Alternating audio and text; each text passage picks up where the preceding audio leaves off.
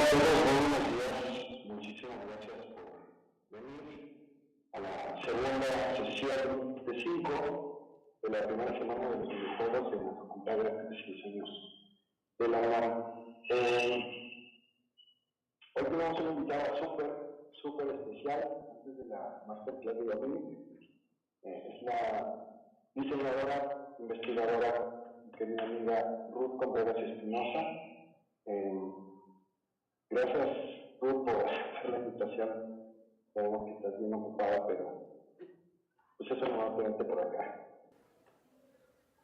Muchas gracias, Julio, por la invitación y un placer estar por aquí con todos en la Semana de Videojuegos FAD. Gracias. Voy a ver tu semblanza para que tus compañeros estudiantes te conozcan. Miren, Ruth es doctora en Ingeniería Multimedia, es investigadora y coordinadora en proyectos de investigación financiados por la Unión Europea. Sus áreas de interés son investigación de usuarios, aprendizaje basado en juegos, gamificación, serious games y diseño de videojuegos. Es profesora en la Universidad DIC de Cataluña, en España, y además colabora en otros estudios y másteres en la Universidad de Barcelona, La Salle y la Universidad Oberta de Cataluña. Es evaluadora en la Agencia Portuguesa de Evaluación y Acreditación, en la Agencia de Certificación en Innovación Española, Asia, y evaluadora en la Agencia Estatal de Investigación ADI en España, cofundadora de Digra México. Y yo creo que nos va a hablar un poquito de eso, es algo muy importante para quienes tengan ganas de hacer game studies, ¿no? Incluso generar papers de muy alto nivel, ¿no? Empezando por la titulación. Y Digra es una asociación de investigadores de videojuegos con mucha relevancia a nivel global.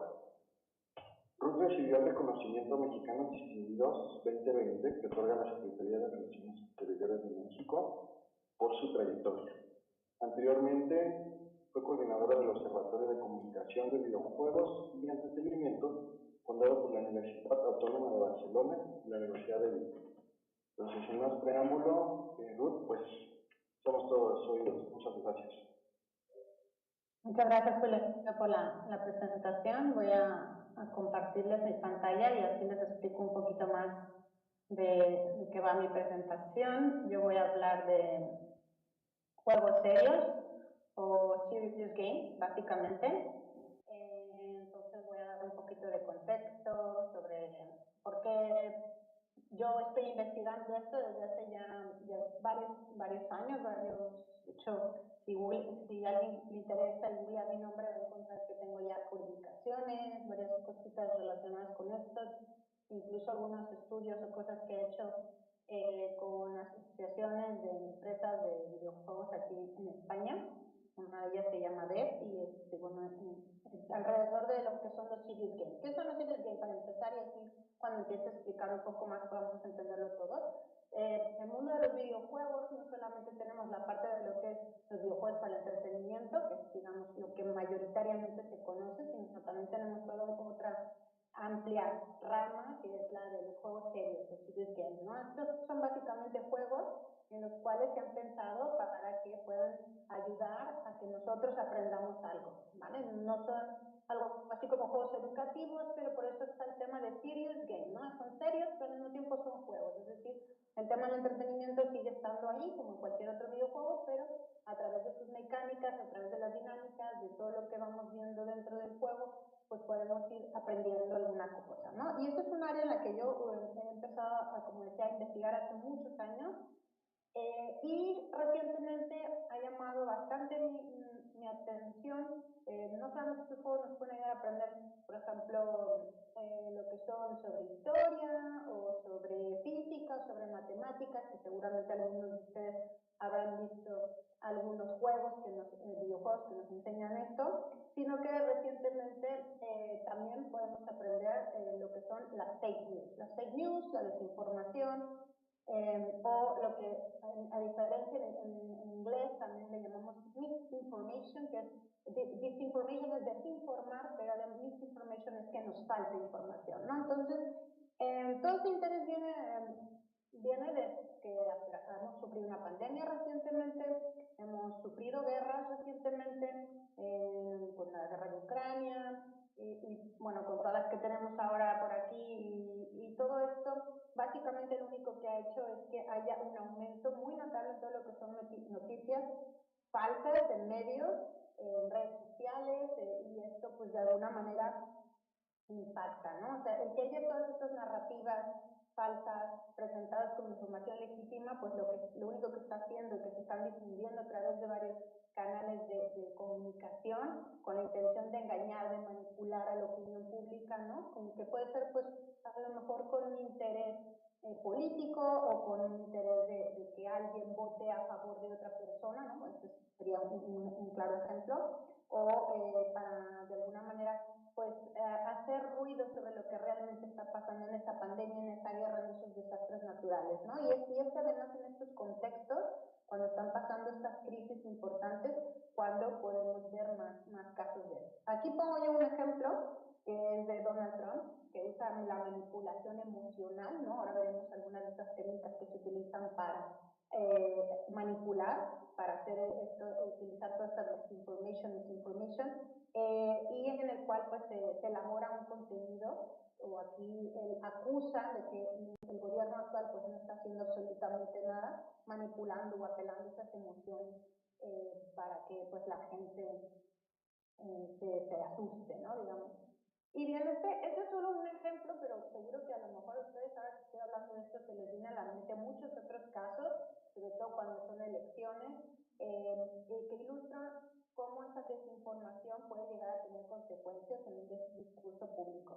Y esto pues está ya muy estudiado, vamos a ver que hay ya varios estudios que nos dan esa, digamos, a nivel científico, información sobre cómo esos efectos, esas declaraciones llegan a afectar profundamente a segmentos de la población y pues esto es un problema, ¿no? Entonces a partir de aquí pues estas noticias es un tema que a mí me ha llamado la atención y hemos empezado a estudiar hace tiempo. Aquí vamos a ver que tenemos por un lado estas palabras que vemos aquí. En primer lugar, una de las principales responsabilidades que tenemos como comunicadores audiovisuales, los que nos dedicamos a la comunicación, los que estamos también metidos en este mundo de videojuegos, ¿por qué no? Porque también lanzamos un mensaje comunicativo a través de esto, es producir contenidos que informen y eduquen al público, ¿no? Esto tiene que ver con lo que se le conoce como media literacy.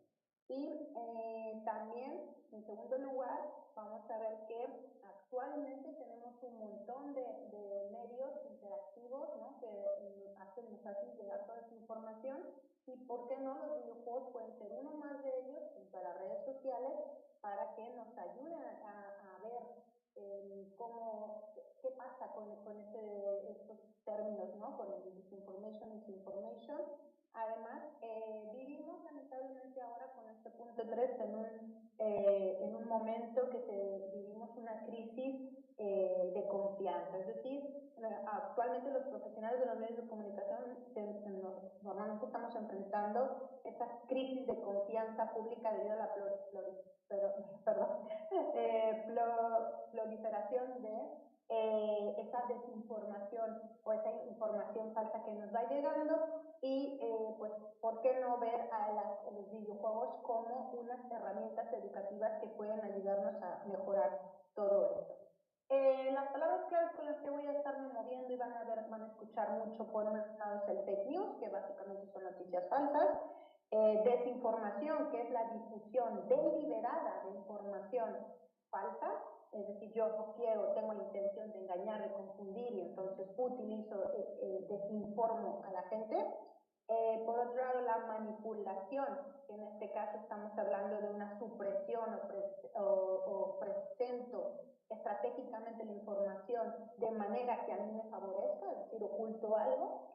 Y por otro lado, lo que es la misinformation, que digamos en español, tanto disinformation como misinformation, nosotros la solemos traducir como desinformación, pero en inglés sí que está muy bien dividido, y en el caso de misinformation se refiere a una información falsa o engañosa que se difunde sin intención maliciosa, ojo, pero normalmente cuando esto se va compartiendo, va habiendo información errónea, sin saberlo, creyendo que es cierto, pues yo lo voy compartiendo en mis redes sociales. Esto pues acaba también dando un prejuicio porque es una información, una noticia que es inexacta.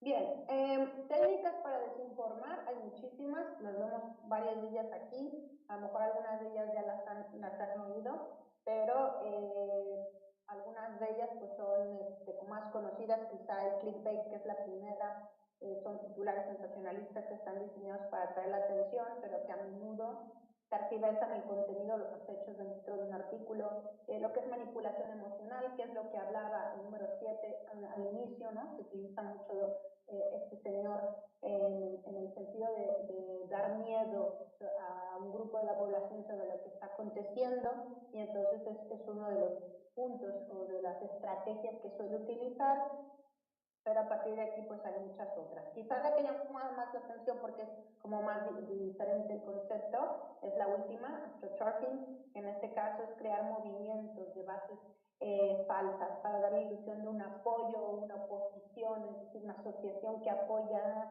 y generalizar en un tema en particular, ¿no? Esto, por ejemplo, pues lo vemos sobre todo cuando está viendo algunas noticias con un contenido racista, ¿no? Diciendo, pues es que todos los de cierto país o todos los de cierto color hacen esto, ¿no? Este es, digamos, que uno de esos ejemplos. Bien, juegos hay muchísimos, existen muchos, nosotros, y algo de lo que presentaré aquí es un estudio que nosotros hicimos en función de cómo hay muchos juegos que tenemos actualmente en el mercado y que nos pueden ir ayudando a aprender un poquito más sobre lo que son esas noticias falsas o la desinformation o la misinformation, y son las que iré presentando y explicando un poquito. Y nosotros básicamente lo que hicimos pues, fue estudiarlos, fue recopilar toda esta información, porque nosotros actualmente estamos diseñando videojuegos y juegos de mesa que lo que sirvan o van a servir para poder implementarlos en escuelas aquí, tanto en España como en Italia, como en Portugal. Y bueno, un poco lo que presento aquí es como esta investigación previa que hicimos de todo lo que solemos encontrar y que además ustedes mismos pueden encontrar en lo que son pues en internet y que pueden servirles para poder aprender un poquito más de esto, conocer más de los juegos serios, saber también que los juegos, vuelvo a decir, que no son únicamente pues juegos tipo LOL o tipo Fortnite, ¿no? Que tenemos muchos otros tipos. Aquí también estudiamos o nos dedicamos a mirar diferente información, marcos teóricos para alfabetización mediática. Este es un ejemplo de ellos, lo cual nos ayudó a poder de alguna manera relacionar esos juegos que nos encontrábamos con todo lo que fuimos viendo dentro de estos marcos. Y bueno, tenemos aquí uno de ellos, el primero de todos, presentaré algunos quizá los más significativos relacionados con lo que son juegos de mesa. Y básicamente son juegos que están por ahí, no se venden como juegos, es decir, si ustedes los buscan no van a encontrar en internet que nos digan en concreto estos juegos son para media literacy, son para aprender a detectar noticias falsas, nada de esto. O sea, finalmente todos estos tipos de juegos, nosotros lo que hemos hecho es analizar todas las mecánicas que existen y de alguna manera relacionar y ver cómo nos podrían ser útiles en estos contextos que he comentado antes, ¿no? Para aprender un poco más sobre lo que es la disinformation, lo que son fake news, etcétera. Bien, este por ejemplo tiene mecánicas muy sencillas que está centrada en identificar afirmaciones de lo que son verdadero y falso. Básicamente, ¿no? Exactamente igual como nos pasaría directamente cuando estamos delante de internet y nos llega una noticia, pues nuestro objetivo debería de ser ver, tener esa conciencia de saber que muchas veces todo lo que nos llega no es cierto, o que hay que existe esa desinformación, y tendríamos que desarrollar habilidades críticas para discernir los hechos de las falsedades. Entonces, estos juegos pues de alguna manera nos ayudan precisamente a través de esas mecánicas que tienen, pues podemos ir viendo cómo está esa desinformación. Tenemos uno más que a lo mejor alguien ya lo conoce, que es The Resistance, que es otro juego con otra mecánica que presenta pues una serie de noticias, algunas son verdaderas, otras son falsas, y que obligan a lo que son los usuarios, los que estén jugando, a diferenciar, seleccionar cuáles son las auténticas. En este caso concreto, aquí se difunden noticias falsas y se tiene que investigar las noticias presentadas para poder identificar la veracidad, ¿no? Y en este juego en concreto lo que hace es que destaca por las consecuencias de difundir esas noticias falsas para dañar la reputación de alguien, ¿no? Entonces, de esta manera, pues, si yo veo cómo esta dinámica está aconteciendo, puedo saber, puedo entender cómo de alguna forma es que va aconteciendo esto en el día a día dentro de lo que son los medios de comunicación, en concreto en las redes sociales. Luego también vamos a ir encontrando otras que son pues muy sencillitas, los juegos son muy sencillos con, digamos, que brindan a los usuarios una comprensión más general de lo que sería las fake news, ¿no? Y es decir, aquí sería más que nada alternativas, en este caso, como ya lo pone aquí, an alternative facts, es decir, buscar métodos para verificar la información, ¿no? De hecho, existen muchos, pero muchas veces cuando no estamos no conocemos demasiado sobre el tema, pues normalmente pues no sabemos que existen montones de páginas web en las cuales si yo tecleo la noticia que acabo de ver, pues puedo comprobar si realmente es una noticia que es verdadera o que es falsa. Y muchas veces pues no nos detenemos a hacer eso, vemos la noticia, la compartimos, y este juego lo que hace precisamente es que nos pones delante de ese cuestionamiento, ¿no? Y nos da orientación sobre cómo deberíamos de tomar ese cuidado de esas alternativas, saber lo que realmente es verdad y es falso. Y bien, antes de pasar a lo que son videojuegos, este último, que es, digamos, uno de los juegos actualmente más completos que tenemos y que está muy relacionado. Este sí es el único juego que se vende como The Media Literacy Card Game. En este caso, pues aquí hablamos se llama Lamplet, que este juego directamente ofrece varios recursos que ayudan a que entendamos pues lo que son las noticias reales, lo que son las falsas, ya se puede ver aquí en mi pantalla, pero también o a mí como jugador me da o me ayuda a que pueda identificar eficazmente con el juego lo que son pues cuáles son el tipo de tácticas que se utilizan para poder compartir esas noticias falsas, ¿no? O para identificarlas más bien. Es decir, si yo dentro de una noticia falsa encuentro, o más bien en un titular veo cosas como interesante, gigante, sorprendente, entonces aquí habría que tener un poco de cuidado porque ya esto es como una de estas puntos que me ayudan a detectar que ese titular es falso, puede llegar a ser falso, porque es una de las tácticas que se utilizan, es decir, siempre exagerar lo que está pasando. Entonces, por tanto, a través de este juego, pues me da ciertos tips de qué es lo que pasa, cómo se están construyendo esas noticias, pero también me da, por otro lado, unos tips de qué es lo que tendría que hacer, ¿no? Pues seguir la evidencia. Por ejemplo, aquí tenemos una carta que dice evidence trail, es decir, pues si no sabes si esto realmente es verdad o no, pues intenta seguir la pista para ver de dónde ha salido esa información antes de compartirla. Bien, también tenemos un montón de videojuegos, muchos de estos videojuegos, algunos están en Steam, por ejemplo, otros están simplemente en abierto, por ejemplo, este en concreto, No Place for the Dissident, lo encuentran en Steam, en el cual pues son juegos que estimulan una inmersión, ¿no? Para concienciar a los jugadores, haciéndolos protagonistas de sus acciones, poniéndolo o poniéndonos, ¿no? En la piel de quien tiene que manipular la información. Es decir, pues si yo dentro de este juego tengo que expandirme, tengo que hacer, las mecánicas me permiten adoptar políticas políticas, ideologías para gestionar un país. Entonces mediante esto puedo ver cómo para competir con otros países y ser más grande, pues puedo ir manipulando todo lo que es la información, ¿no? Para de alguna manera hacer que mi ideología, sea la que sea, ya sea buena o sea mala, pues se vaya expandiendo. Entonces, de esta manera, este juego en concreto me pone en el usuario, en el papel de una persona que está difundiendo esa desinformación, y de esta manera, pues como me hace ver qué tan complejo llega a ser todo, ¿no? Y que además aquí dentro pues puede haber muchas cosas que para poder expandir, para poder polarizar toda esa información,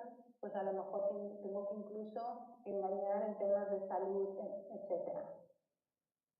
Bien, hay otro tipo de juegos que podemos llegar a encontrar en los cuales pues, son quizá un poco más, menos, digamos, o más amables, ¿no? En comparación con el anterior que comenté, que el otro pues podría ser como la visión o tomar el rol de un dictador directamente. En este caso, pues son juegos que nos permiten elegir nuestras propias noticias falsas, ¿no? Y entonces jugar con, una vez que yo selecciono alguno de estos personajes que vemos aquí, pues ir generando una narrativa en función de mis decisiones, o lo que se conoce como juegos narrativos, pero en el que también puedo llegar a aprender bastante en función de esta aventura que voy diciendo, en función de ir explorando las noticias que me van llegando, datos sobre lo que es la información, ¿no? Que a veces puede llegar también a ser falsa o no. En este caso en concreto, aquí van llegando información o datos de oportunidades laborales, ¿no? O, por ejemplo, datos sobre las vacunas. Y esto, pues, está haciendo que el juego con la mecánica desafíe constantemente al jugador a aprender a discernir entre lo que es verdad, lo que es manipulación, y sobre todo, como decía, y algo que es muy importante ahora como una de estas skills del siglo XXI, es tomar o desarrollar esa capacidad de tomar decisiones informadas en un entorno en el que vivimos que normalmente está siempre plagado de engaños. Bien, tenemos un caso más que este se llama Fake It to Make It, que también se puede encontrar en Steam, y este básicamente es un juego que lo que busca es fomentar habilidades de discernimiento en relación con los medios de comunicación, ¿vale? De modo que como yo como usuario pueda no solamente aprender a decir, bueno, esto es malo, sino también que adquiera herramientas para cuestionar la información que estoy recibiendo, identificar esos sesgos y tomar decisiones informadas, ¿no? Entonces este juego vuelve a jugar en este caso con la desinformación como tal, en el cual la intención es engañar, ¿no? Constantemente también. Aquí, en este juego, la trama se centra directamente en el campo de la publicidad. Aquí yo trabajo en publicidad directamente y como jugador hay que buscar estrategias para que por medio de la publicidad yo pueda influir, ¿no? En las percepciones y comportamientos de personas para lograr un objetivo comercial. Esto es exactamente lo mismo que muchas veces pasa cuando pues se nos quiere vender pues, por ejemplo, un político, ¿no? Que se está presentando en una campaña.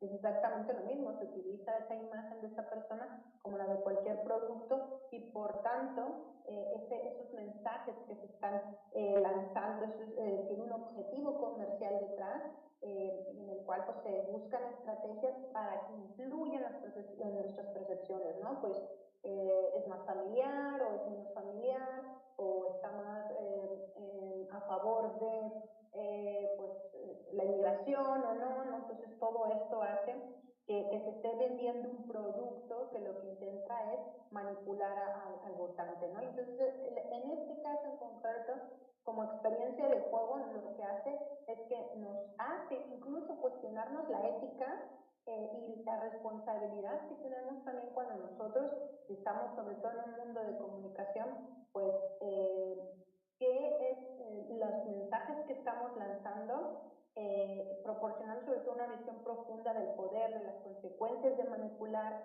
a través de la publicidad y sobre todo pues discutiendo en este caso algo muy importante que es cómo funcionan los algoritmos en las redes sociales, que es algo que como hemos estado viendo van cambiando constantemente, no hace meses pues o constantemente va cambiando cómo funciona el algoritmo de Instagram, el de TikTok, todos estos van cambiando y pues esto también aquí nos ayuda a entender un poquito más de este tema en concreto que está muy en boga. Bien, veamos a un caso más que nace de esta famosa cadena llamada la BBC, que es un juego que también ellos lanzaron, el BBC Reporter Challenge, en el cual también ha sido una idea que pues la gente también vaya conociendo un poquito más sobre lo que es fundamental para verificar las noticias, ¿vale? Y entonces aquí los jugadores asumen el papel de un periodista que debe de estar evaluando constantemente sus fuentes de información y bajo presión, ¿no? Que es como realmente pasa en el día a día. Entonces aquí si el periodista tiene que producir noticias rápidas convincentes, como pasa en una situación real, pues se les pide que seleccionen entre respuestas que ya están predefinidas y entonces vayan interactuando para ir navegando por situaciones, ¿no? Complejas que van dentro de una narrativa y el juego pues lo que hace es eso, ¿no? Subrayar esa importancia crítica de no solo porque lo veamos y rápido porque tengo cosas que hacer, verificar la información es vital antes de compartirla, e incluso pues en algún escenario como comentaba que puede ser en alta, con mucha presión. Bien, pues veamos un caso más, que en este caso está directamente relacionado con los riesgos que se viven en las redes sociales, en el cual pues aquí este juego llamado Cat Park es un juego para teléfono móvil, es un típico juego de RPG en el cual las mecánicas pues tienen las mismas de cualquier role playing game, en el cual el jugador va a viajar a través de una ciudad donde se va encontrando pues, con un grupo muy ecléctico de personajes, en el cual pues lo que va a intentar hacer es ver cómo se está difundiendo toda la información a través de una red social que es una red social ficticia que está dentro del juego.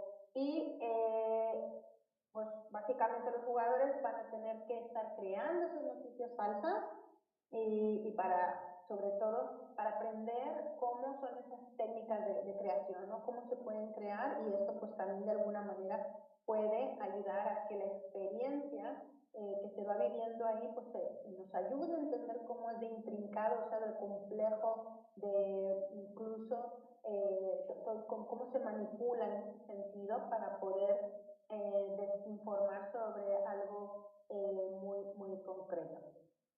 Bien, tengo aquí, voy a saltar, bueno, me voy a quedar aquí en que es el de Power and Revolution. Ahora explicaré un poco más de esto. En este caso en concreto, es un juego en el cual pues tú puedes estar como un dictador de varios países que incluso son bastante, bueno, son reales, ¿no? China, o puede ser Ucrania, puede ser Rusia, ¿no? No importa el país que seleccionemos. Básicamente en esta sesión, aquí, no sé si se escucha, ¿me lo pueden decir? ¿Se escucha? Sí, se escucha muy débil. Es como, tu micrófono pesca tu bocina, ¿no? Creo. Ok, pero si no pasa nada, lo explico yo. Solo, si hablo no se escucha bien mi voz y no la del fondo. Exacto. Ok. Pues, básicamente, lo dejo un momentito para que avance y así lo vamos viendo y ahora lo explico.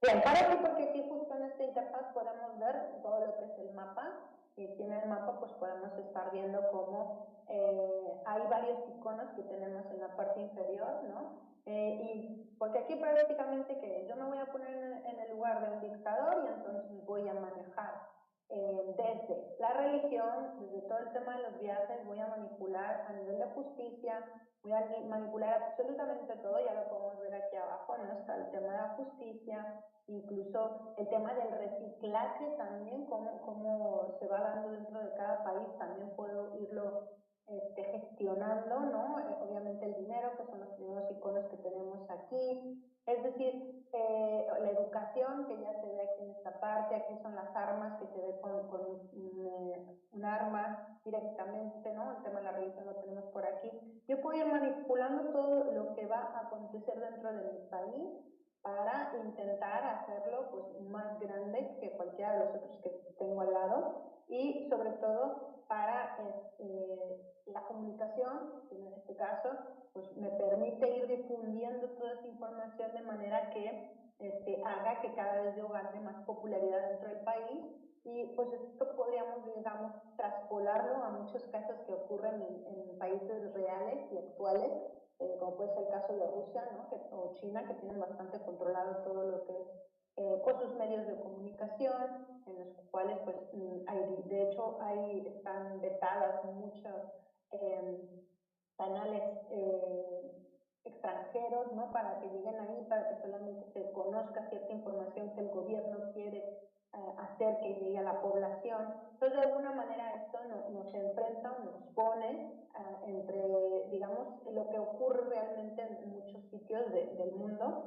con lo cual, pues aquí también podemos ver y aprender un poco más de esas estrategias que se utilizan, de esos challenges que se tienen que enfrentar y obviamente nos pone enfrente de cómo tendríamos que entender más que lo que acontece en cada uno de los países en los que tenemos a un lado o el que habitamos mismo para poder entender cómo ese consumo de medios que vamos haciendo, ese consumo de noticias que vamos haciendo, pues de alguna manera nos va afectando y que todo pues viene muchas veces de un plan que está bastante bien elaborado para poder hacernos llegar una información en concreto. Bien, tengo un caso más que es este de Influence Inc.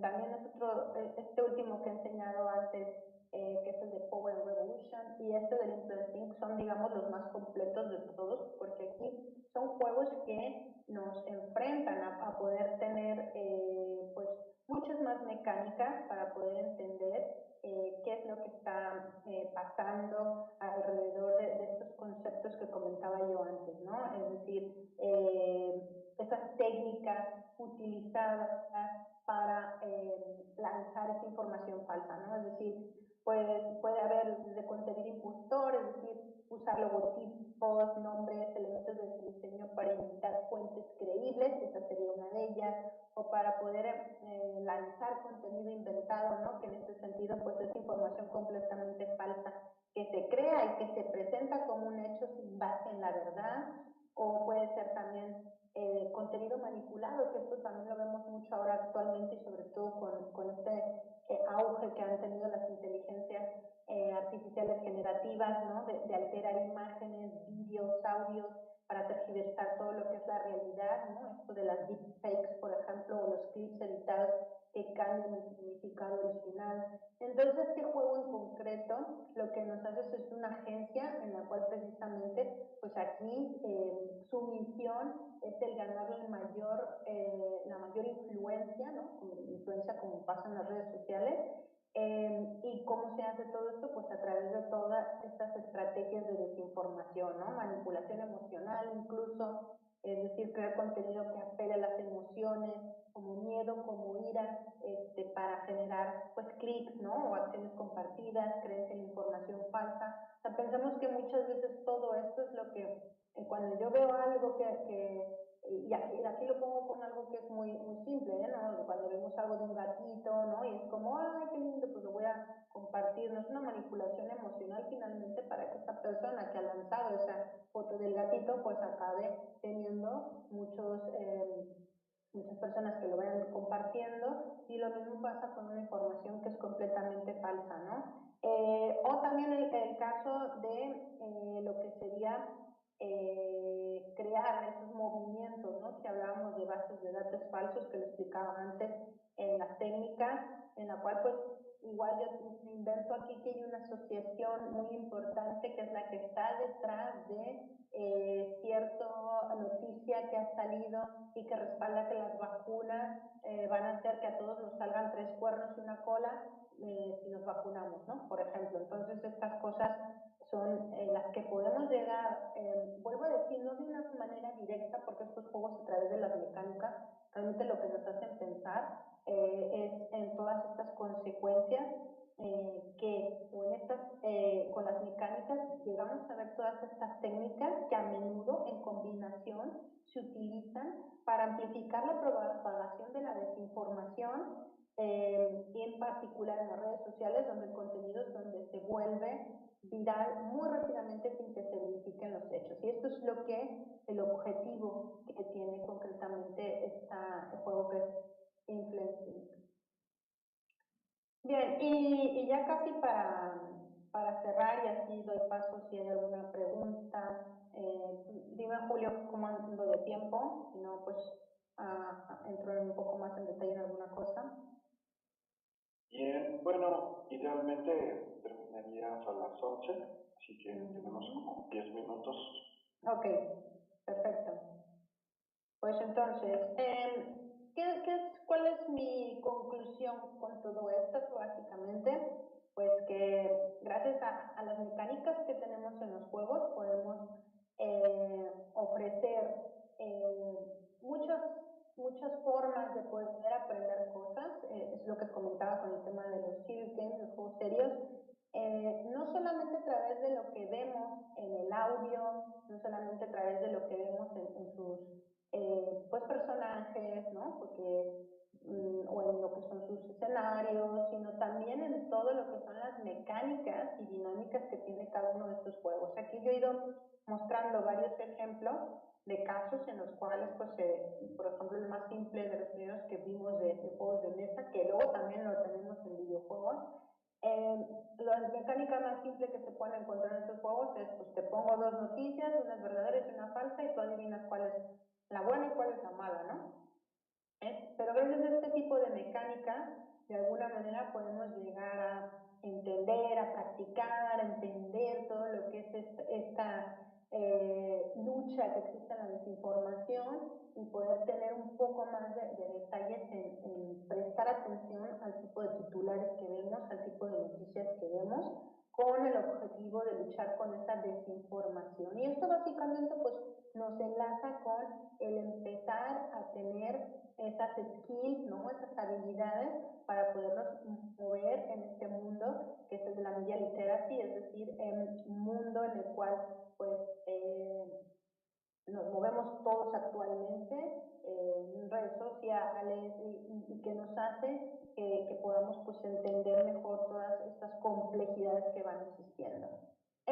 También, y es importante entender que esto no es un tema que solamente afecte a lo mejor a un niño o solamente a alguien que estudia comunicación, no, es un tema que nos afecta directamente a todos, porque lamentablemente es una de estas batallas que vamos a estar sufriendo en los próximos años constantemente. De hecho lo hemos visto, o sea, a raíz de la pandemia. Esto no quiere decir que antes de la pandemia no existiera, ya existía, pero con las redes sociales esto cada vez ha crecido más, cada vez más se está librando estas batallas de verificación de la información. Existen cada vez más medios para que podamos entender cómo están siendo estas noticias, y de aquí que nosotros tengamos esa intención, esa necesidad, esa inquietud de ver los juegos que hay actualmente para, en base a todos estos juegos que existen, pues nosotros crear nuevos juegos que ayuden a quizá en uno solo agrupar todas estas técnicas, con un juego solo intentar mostrar pues cuáles son todas esas técnicas que tenemos para detectar las noticias falsas, o cómo podemos hacer para buscar las fuentes de información fiables, etcétera. Es decir, pues todo esto de alguna manera a nosotros es algo que nos preocupa y nos interesa saber, porque cada vez nos enfrentamos a unos medios de comunicación que pues a veces incluso ellos mismos pues utilizan sin querer noticias falsas, cuando no, y esto piénsenlo, seguramente recordarán alguna vez que hay algún político que ha dado alguna información y luego después, en algunos casos, se retractan y dicen, bueno, esto no era así, piden disculpas o no, o nos podemos ver estos casos como el que puse yo al inicio, de políticos que se basan en decir noticias que para nada son ciertas y que vienen incluso de una fake news, ¿no? El caso más claro es el de, y que de hecho si alguien está por ahí por TikTok, por Instagram, que seguro que todos ustedes lo están, recordarán la más reciente, una de Donald Trump diciendo que la gente que llegaba, migrantes que llegaban a Springfield, se estaban comiendo they're eating the dogs, they're eating the cats, no sé, seguramente recuerdan esto, se estaban comiendo las mascotas de la gente que vivía, ¿no? Entonces, ahí en ese sitio, entonces, por tanto, esta era una información falsa en la cual él se basó para decirla en un speech y en un meeting, ¿no? Y explicarle, por tanto, pues esto es un tema que hay que prestar atención cada vez más. Bien, y básicamente, y también ya para acabar con este tema, pues bien, si ustedes están interesados en todo este tema de lo que son los juegos serios o los videojuegos en general, o sea, veamos, pensemos que hay muchas otras formas en las cuales uno puede ganarse la vida, o hay mucha gente que está ganando la vida que no es única y exclusivamente la de videojuegos de entretenimiento. Tenemos toda esta rama de los juegos serios en los cuales, pues aquí yo he mostrado solo un tema en concreto, que es el tema de cómo podemos hablar de un tema muy en boca actualmente, que es la desinformation, misinformation, fake news en videojuegos, pero hay cientos de ejemplos. Pongo otros casos de juegos serios. Actualmente hay algunas cadenas hoteleras americanas que utilizan videojuegos para poner bajo presión, bajo estrés a las personas que quieren contratar, es decir, utilizan estos juegos en recursos humanos para que pues alguien que quieren contratar lo ponen a jugar ese juego y si ven si esa persona de alguna manera pues aguanta muy bien ese estrés, o el tiempo en el que tiene que desarrollar una actividad, etcétera, pues entonces le contratan. Y si no, pues adiós, muchas gracias, o lo mismo pasa, ¿no? Juegos que se están utilizando estos de hace muchos años atrás, en el ejército también, o médicos que en lugar de estar abriendo personas, pues lo están haciendo a través de juegos también. Con lo cual, toda esta rama de los video games también es una forma en la cual entrar al mundo del videojuego, desde la cual podemos hacer muchas cosas, trabajar y en muchos roles, desde el rol del que diseña los personajes, del game designer, lo que sería el game developer, es decir, hay muchos roles dentro aquí en los cuales se puede trabajar dentro también de este espacio. Bueno, y ya con esto pues yo creo que acabo. Y si hay alguna otra, si hay alguna preguntita o algo, pues yo encantada de responder. Y hola Julio. Muchísimas gracias, Ruth. Gracias. Ya pedimos un aplauso para Ruth en el auditorio, aunque no sé si lo vas a poder oír, pero te aplaudimos mucho y te agradecemos muchísimo lo que nos compartiste, muy impactante. Realmente creo que hay mucho que hablar, ¿no? Sobre esta nueva realidad que son los serious games. Tal vez nos dé tiempo para una preguntita del público. No sé si alguien quiere hacer alguna pregunta. Buen momento.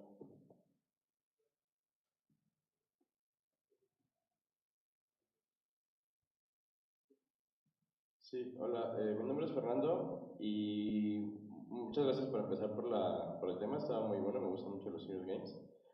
Pero, por ejemplo, uno va así, digo, tomando en cuenta lejos de los juegos que son como para contratación o para temas de capacitación,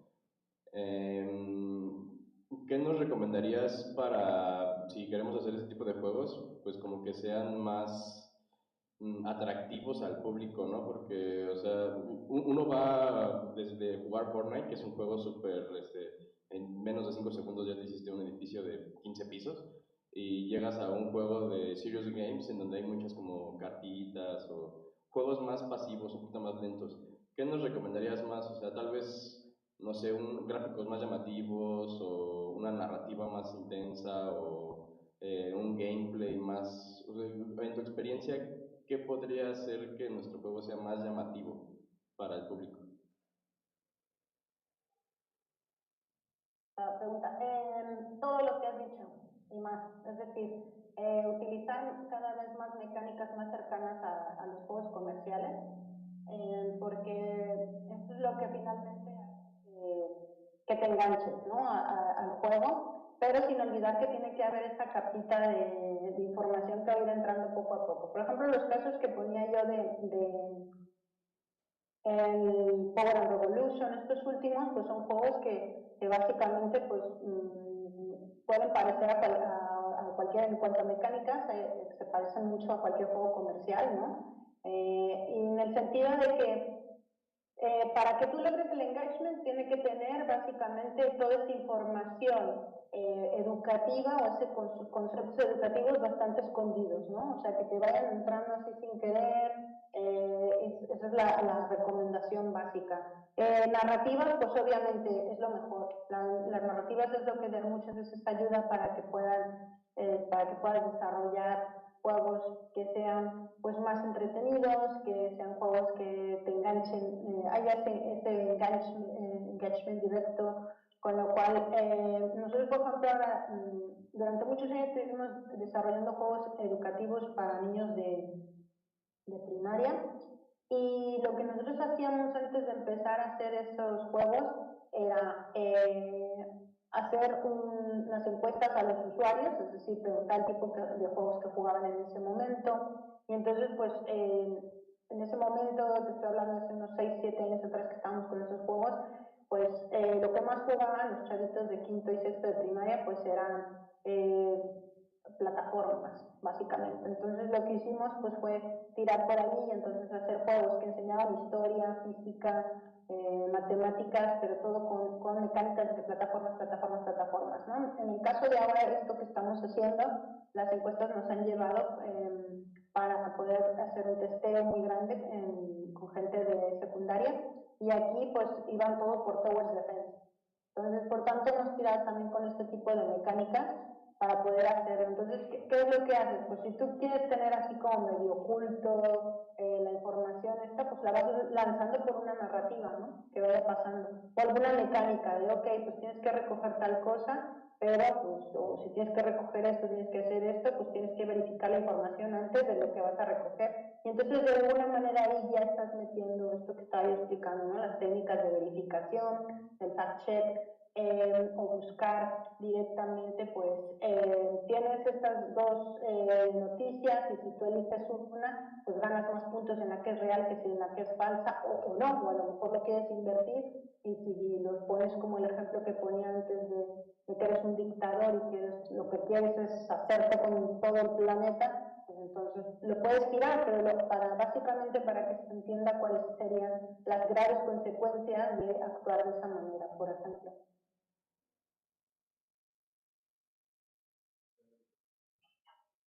Muy bien, muchísimas gracias, Ruth. Muchísimas gracias por la pregunta. Se nos acabó el tiempo, pero les recuerdo que la querida doctora Ruth, que es una eminencia en todos los sentidos, el creativo y la investigación, es parte de nuestro colegio de videojuegos y realidades expandidas y gamificación. Entonces, va a haber más tiempo de hablar con ella. Vamos a seguir pidiéndole que nos haga un huequito en su agenda para el futuro y poder desarrollar estos temas. ¿Puedo hacer mi comercial de Digra? Por favor, adelante. Ay, gracias. Bueno, pues si a alguien le interesa, bueno, aquí es una foto del primer congreso que hicimos en el 23, el año pasado lo hicimos en Guadalajara, el 2024, bueno, el año pasado no, perdón, ahora yo estoy cambiándome de año, pero no, fue ahora en verano 2025, Digra es un punto de encuentro, que por eso así le pusimos a la primera, el primer congreso. El punto de encuentro es básicamente un lugar donde nos reunimos investigadores de videojuegos, desarrolladores, estudiantes, profesores, para hablar de videojuegos. Y es una conferencia que son gratuitas. De hecho, este 2025 se va a volver a hacer en Ciudad de México. La sede va a ser en SAE y también vamos a hacerlo en la UAM, ¿vale? En la Universidad Autónoma Metropolitana, específicamente en la Casa del Tiempo se llama. Ya me dirás tú, Julio, si me equivoco, pero se llama así, ¿verdad? Y lo vamos a hacer ahí. Entonces, si les interesa todo este tema, vénganse, van a encontrarse ahí con toda la gente de videojuegos, o mucha gente de videojuegos de México, y tenemos sobre todo invitados que vienen de otras partes del mundo, ¿no? O sea, este primer año invitamos a un desarrollador de la India y también uno de Portugal. En Ciudad de México, perdón, Guadalajara, eso fue el primero, que hicimos en Guadalajara estuvo, si no recuerdo mal, de Estados Unidos había uno y el otro era de Inglaterra. Y bueno, este año estará sorpresa, no les digo de dónde, pero bueno, también vamos a tener así dos invitados. Y bueno, es más que nada para también que vayan, si les interesa esto, pues vayan conociendo más gente. Y si están haciendo algún proyecto, pues lo pueden mostrar. Si están haciendo alguna investigación así pequeñita de por ejemplo, como un trabajo final de su licenciatura, lo que estén haciendo y quieren mostrarlo, hay espacio para ello. Y ya le podría decir, Julio, el ambiente es súper lindo, o sea, todo es buen rollo. Acabamos el congreso y nos vamos todos a echar unas cervezas y nos lo pasamos bien y hablamos de mucho, de todo lo que es el tema de metodologías, de investigaciones que se están llevando en diferentes partes del mundo, porque al final de cuentas, pues lo que queremos con Digres es ser una gran familia en la que haya pues siempre buen rollo y que podamos pues tener intercambios, sobre todo de conocimiento y un gran networking. Eso es básicamente lo que hacemos. Y pues gracias por dejarme el espacio para el comercial. Lo haremos en 2025 en julio del mes de julio. Así que si alguien se quiere unir, síganos en la página web, es digramx.org, y allí nos pueden encontrar. Gracias. Qué bueno que hiciste el comercial, porque mañana exponen alumnos de la FAD aquí en la primera semana. Y bueno, ellos ya los conociste, fueron a la presentación de tu libro. Así ya es. tienen las pilas puestísimas para participar en Digra. Y a la gente que nos ve y que está presencial, ya también tenemos un taller de trabajo para ir afinando la participación en Digra, y todos están invitados. Entonces, pues, qué honor haberte tenido y nos vemos pronto. Muchas gracias, Julio. Gracias a todos. Un abrazo y un beso y que haya feliz tarde por ahí por México. Gracias. Chao. Hasta luego.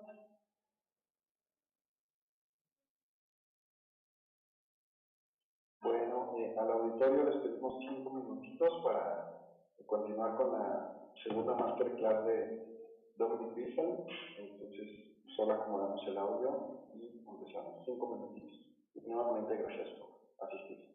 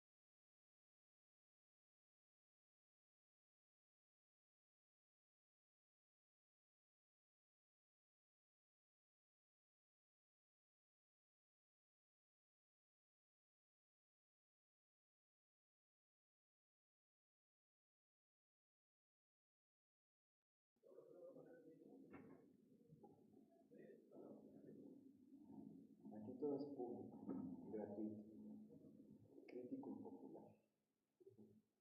Muy bien. Primero, me da un aplauso para el secretario, por favor, que va a hacer hoy un enorme trabajo nuevamente. Gracias por estar aquí. Nos está ayudando con la transferencia tecnológica. Voy a volver a presentar a Dominic porque hay algunas personas que no vinieron la vez pasada, no lo conocen. I will introduce to you again. Bueno, Dominic Wilhelm es fan del místico porque ayer estuvo en las luchas, gritando, ¿no? Se compró su máscara y todo. Y en la noche nos fuimos a ver una película del santo del Museo de Cera. Santo in the Wax Museum. Sí. Y entonces nos desvelamos viendo películas del santo. Bueno, además de eso, es profesor de la Universidad de Ciencias Aplicadas de Harz en Alemania. Ha colaborado con algunos de los diseñadores de juegos japoneses más importantes, como Shinji Mikami, Suda 51, Masaya Matsura y Akira Yamaoka. Ha desarrollado un enfoque original sobre las posibilidades del medio los juegos y videojuegos como un nuevo medio a través del trabajo experimental. Esto le ha llevado a cuestionar las convenciones del diseño en la búsqueda de nuevas perspectivas. Esto lo pueden encontrar ahora de superlujo en las ponencias que está dando, pero en general en sus proyectos de juegos personales y en su trabajo en equipos más grandes para consolas de empresas como Electronic Arts, Ubisoft, Warner Bros. Games, etc. Actualmente también colabora con nosotros en el Colegio de Videojuegos, Gamificación y XR de la facultad. Si no se habían enterado es porque está nuevecito, pero vamos a seguir haciendo actividades, están todos invitados, alumnos, profesores, colegas. Y bueno, pues sin más preámbulo, le damos la palabra a Dominic, ya nuestra querida productora. Gracias. Okay, thanks, Julio, for introducing again. I did a long introduction and showed a lot of work on Friday, so some of you maybe saw this. I will not do this again.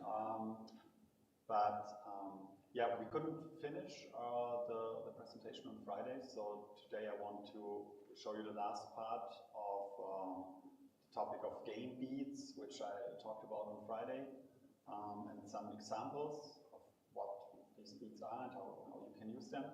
And then we go on with the second presentation that was actually planned today. So it will be a little bit longer. I don't think I need to take a break. If you maybe need to take a break at some point, Julio should let me know if it's too long, and maybe we cut and have a coffee.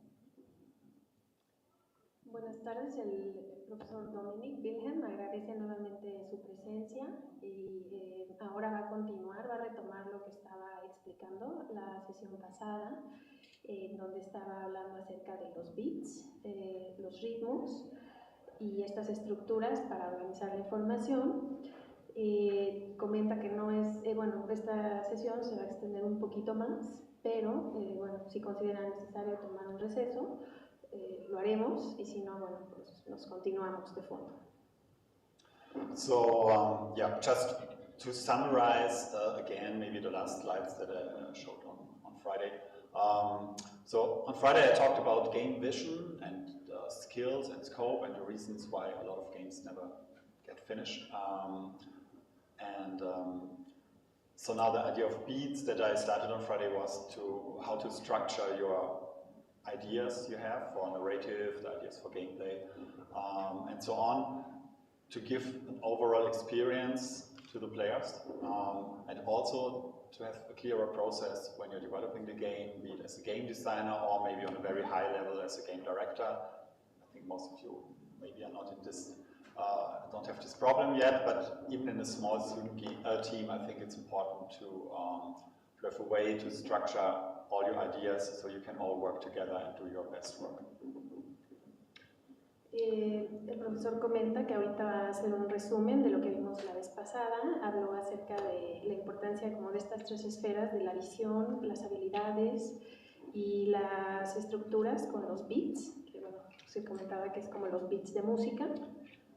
Y bueno, de cómo todo esto unifica también la experiencia general del usuario, la narrativa, todo tiene que estar en concordancia, y también la importancia de, bueno, ya sea que estén como directores o como participantes en un equipo, que todos estén en el mismo canal. Okay, so you found some inspiration, some idea for your game. You maybe have an experience you want to share, you have a story you want to share, you have something fun that you want to share with your players. You have a general vision for your game, you thought about the hooks for your game, what makes it special compared to other games. We talked about that on Friday. So now, how can you translate all this into an actual game? Your team usually consists of people with different skills. It's rare that you make a game with only artists, or only animators, or only programmers.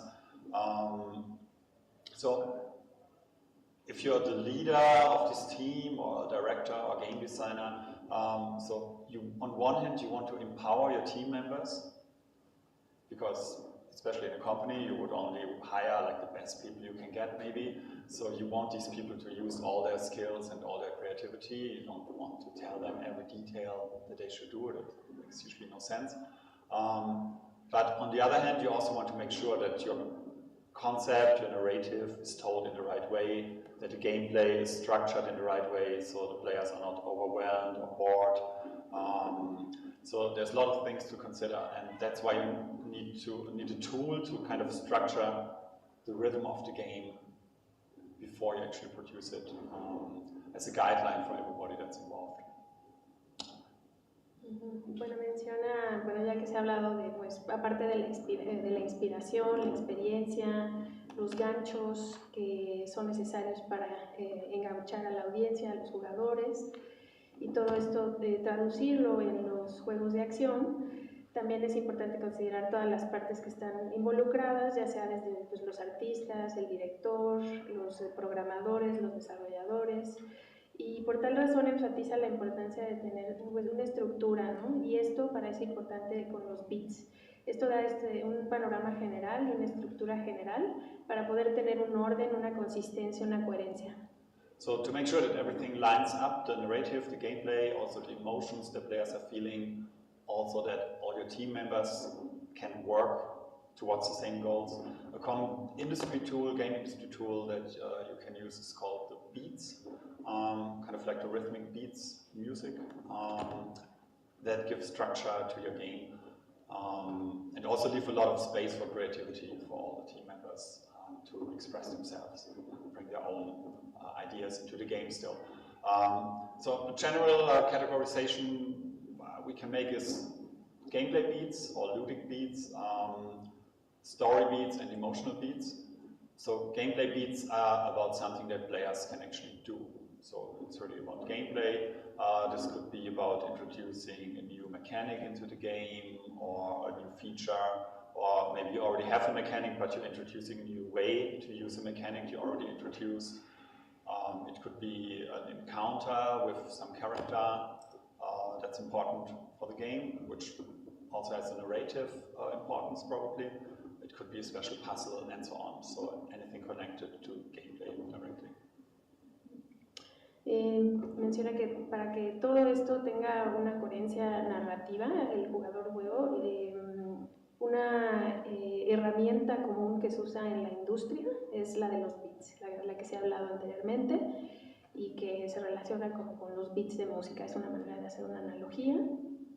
Esto menciona que da una estructura y tiene también da mucho espacio creativo a todos los miembros involucrados para que vayan virtiendo ahí la información.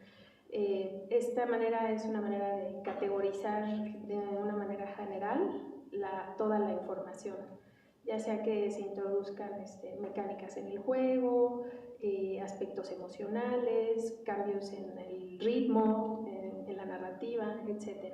Eso es una herramienta.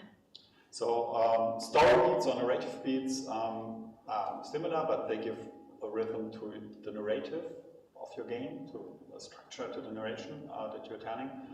So this can be like typical key events in your story, like plot points, for example, or a twist in the narration, or you're revealing something new about the story or about a character, for example. Aquí, bueno, está hablando de los story beats, que son pues una herramienta que se puede utilizar para enfatizar algunos eventos especiales en el juego, para enfatizar algún aspecto con algún personaje, meter algún, por ejemplo, rompecabezas, alguna dinámica de reto. Esto está relacionado con los story beats o beats de la historia. And the emotional beats are similar, but they're more about what you want the player to feel at a certain point in the game. So you could define a target emotion, for example, and say, okay, at this point in the game, we want the player to feel fear or horror, or we want the player to be super stressed, or we want the player to be extremely relaxed and relieved, or we want the player to be sad, and so on. Los bits emocionales, bueno, se relacionan con lo que el jugador tiene, siente, la experiencia que tiene. Y podríamos definirlo como la emoción que queremos que el jugador sienta. Entonces, bueno, aquí habla de algunos ejemplos, pueden ser horror, pueden ser alivio, relajación, tristeza, demasiada excitación o muchísima tensión. Está relacionado con el aspecto emocional. Okay, so how exactly can you use this in development? I brought you some examples from different games, also an example from a game I worked on, to show you different ways of how to use it. As with almost anything in the game industry, there's no fixed way to do things. Everybody does things differently, so you kind of have to figure out the tools and the processes that work best for you, I think. Ahorita va a mencionar algunos ejemplos que se usan en la industria de los videojuegos y bueno, menciona que no hay como una regla o fórmula general, sino que bueno, todo esto es bastante orgánico, bastante moldeable y bueno, ahorita va a ser la mención de este ejemplo. So I did not work on Killzone with Guerrilla Games, but I found this example about how they were using gameplay beats, for example, on this version of Killzone. Maybe some people know the famous action game for the PlayStation Vita. That was a handheld PlayStation 12 years ago. So the designer here talks about how certain beats were given by the game director as guidelines for the first mission of the game. Alex Gallison, he was a mission designer or quest designer on this game. So they had these three major beats here. Rescue Admiral Grey. So what kind of beat could that be? It's probably a strong narrative beat or story beat. But in most cases, narrative beats are also kind of connected to gameplay, depending on how you tell your story in the game. I'm sure in this case you would actively rescue the Admiral. I didn't play this mission. But there's probably a lot of gameplay involved to rescue this guy. A second beat was introduce a tank. So this is definitely purely gameplay beat or looping beat. So this is a new type of mechanic and feature that's introduced into the game at this point in mission 1. And the third beat is use a wingsuit flight sequence to show off the power of the PlayStation Vita. So this looks like a gameplay beat, like a looting beat, but it also has a different purpose because the publisher or Sony probably said, hey, we got this new console which has like a gyroscope, so you can, tilt your PlayStation Vita to control this wingsuit. So we want you to introduce this into the game, probably very early, so players who bought the PlayStation Vita and bought this as their first game, after a few minutes of playing, they will already think, oh wow, what a cool console this is, and I spent my money in a good way. Bueno, aquí está ejemplificando una estructura de los beats que le organizó un diseñador que se llama Alex Gallison, que diseñó un juego que se llama Killzone y cómo estructura estos tres aspectos de una parte rescatando al Admiral Grey, es un personaje, introducir el tanque y utilizar un traje de volar para mostrar una secuencia de vuelo y mostrar que este personaje muestre el poder de chiquitita. Entonces, bueno, este está relacionado con un beat relacionado con gameplay beat, con el juego. Y bueno, that's it. Okay. Yeah, so you can see these are only 3 beats for this whole mission, so this is a super high level beat. But you can also go a bit more into detail. I'm afraid this might be a bit hard to read. I got a zoomed in view on the next slide, so I will talk a bit more about this.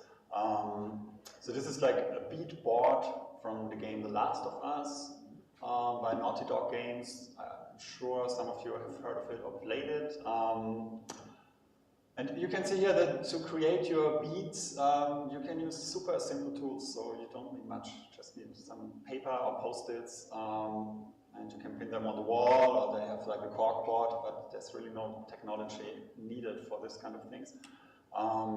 So in this blending board or beat board, the designers arranged like kind of high-level macro beats for the whole game. As an overview of different levels, story beats, gameplay beats, so you can see the narrative arc of the game, but you can also see how gameplay elements are introduced here. And the good thing about this way of working, it's super intuitive and haptic. Anybody can work with this, you know, you can just stand together around the board and take some pieces of paper and arrange them in a different way. That's why I really like a lot to kind of work like this on a game, kind of non-digital and very directly with other team members. So roughly you can say that you have, for example, the red writing on white paper here. This is mostly gameplay beats.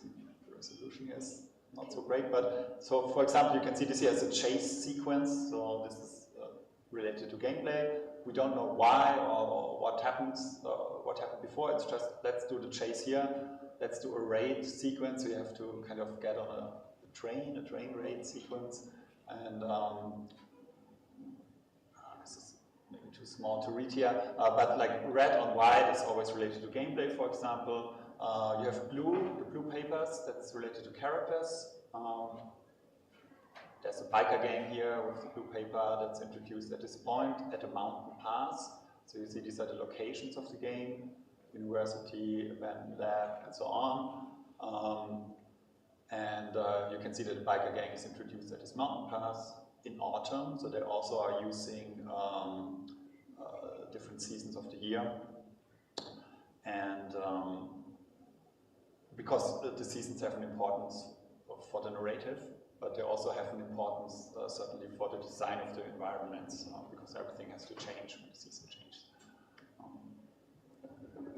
Bueno, aquí está ejemplificando esto que sería un macro beat, y es algo, bueno, totalmente físico. Es un corcho o post-its en donde se ponen toda la información por etapas.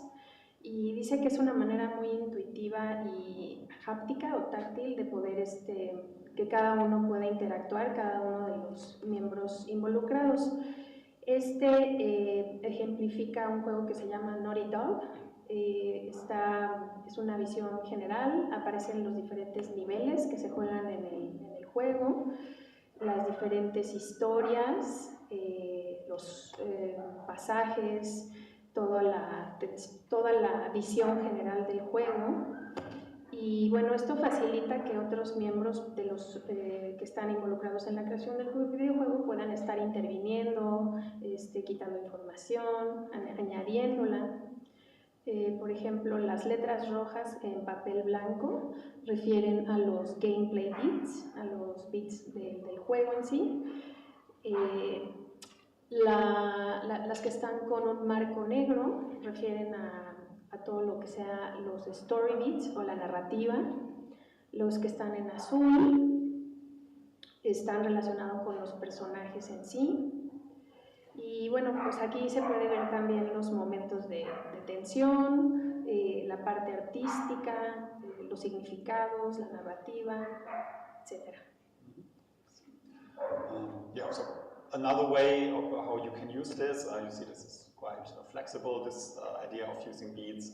Yeah, Cyberpunk, for example, CD Projekt Red, the studio that developed it, they basically have these major narrative beats. I think this is mostly about narration here, but they structure it in kind of a flow diagram to figure out how narrative parts of the game are connected to each other in different missions, and how this all leads somehow, to the different endings. I think that's probably how you are also working when you're using Twine. Only here it's on a more higher level because it's only about the beats, it's not about the details of the story. Bueno, pueden usarlo a manera, la estructura de bits, a manera de diagramas de flujo, y ahí se ven las diferentes tareas, las misiones. Por ejemplo, este ejemplifica, también pues estos marcan el ritmo o los pasos que se siguen, cómo se distribuyen alrededor de todo el juego, y las emociones que están intencionadas de que tenga el jugador, que genere el jugador. Pero bueno, es en sí como un diagrama de flujo. Okay, and on the right we have beats from the game Uncharted by Naughty Dog. Also, this is from an early part in the game. So we have some things like the boat crash. Drake, our main actor, our main character, crashes his boat due to fast-moving tides. I think, as far as I remember, this was actually a cutscene, so you're not even playing. So this is a purely narrative beat, a story beat. But then you have a lot of gameplay beats, like a traversal sequence. That means you have to climb through certain areas. So we want to have this climbing gameplay in the game, or introduce it here, because later on we will need it again, but much more difficult probably. So this is a good way to introduce it here. Because we're crashing, we have to find our way out of the jungle, and then we can start to use the climbing mechanic. Finding the entrance, that's a bit of exploration gameplay. Could also be set as defined as a gameplay beat. And there's another climbing sequence around the waterfall. So you have some narrational parts and a lot of gameplay beats that are in this first part of the game. And what I like about this here is that they're also using kind of an intensity curve to map like the tension the player feels at this point. So there's a little bit of tension when you're crashing here, but this is just a purely narrative sequence. So you just feel the excitement, oh no, my boat is crashing. Then you can start off kind of relaxed at point 2 and explore the area, and then once you reach 5, the tension already rises because this waterfall climbing sequence is kind of pushing your abilities a little bit already. Aquí está ejemplificando de una manera visual pues las diferentes etapas de este juego, en la que por ejemplo en la primera parte se estrella el bote de Drake, y en la segunda parte el jugador tiene que encontrar una salida fuera de la jungla. Después, como en el punto 3, atraviesa la jungla y sube superando diferentes obstáculos. En el cuarto punto, cómo tiene que encontrar una salida, y cómo los diferentes puntos. Después, en el quinto punto, tiene que escalar una cascada, tiene que estar en aguas, nadando en aguas. Y bueno, también visualmente en la parte de arriba, del 1 al 2, 3 y 4, son como visto de manera visual los diferentes puntos de tensión emocional. Entonces aquí están implícitos también, bueno, la parte emocional, la parte del jugador y la parte narrativa. Okay, I also like this one a lot. I never saw like this complex or like this extensive beat sheet in the game that I worked on, but maybe some people know Journey by that game company. It's a very famous indie game. If you don't know it, I highly recommend to play it for many, many reasons. It's a really important game. So the makers of Journey, they use different interesting things here. For example, if you look at the yellow part down here, I'm not sure if that's readable, but I'll explain a little bit.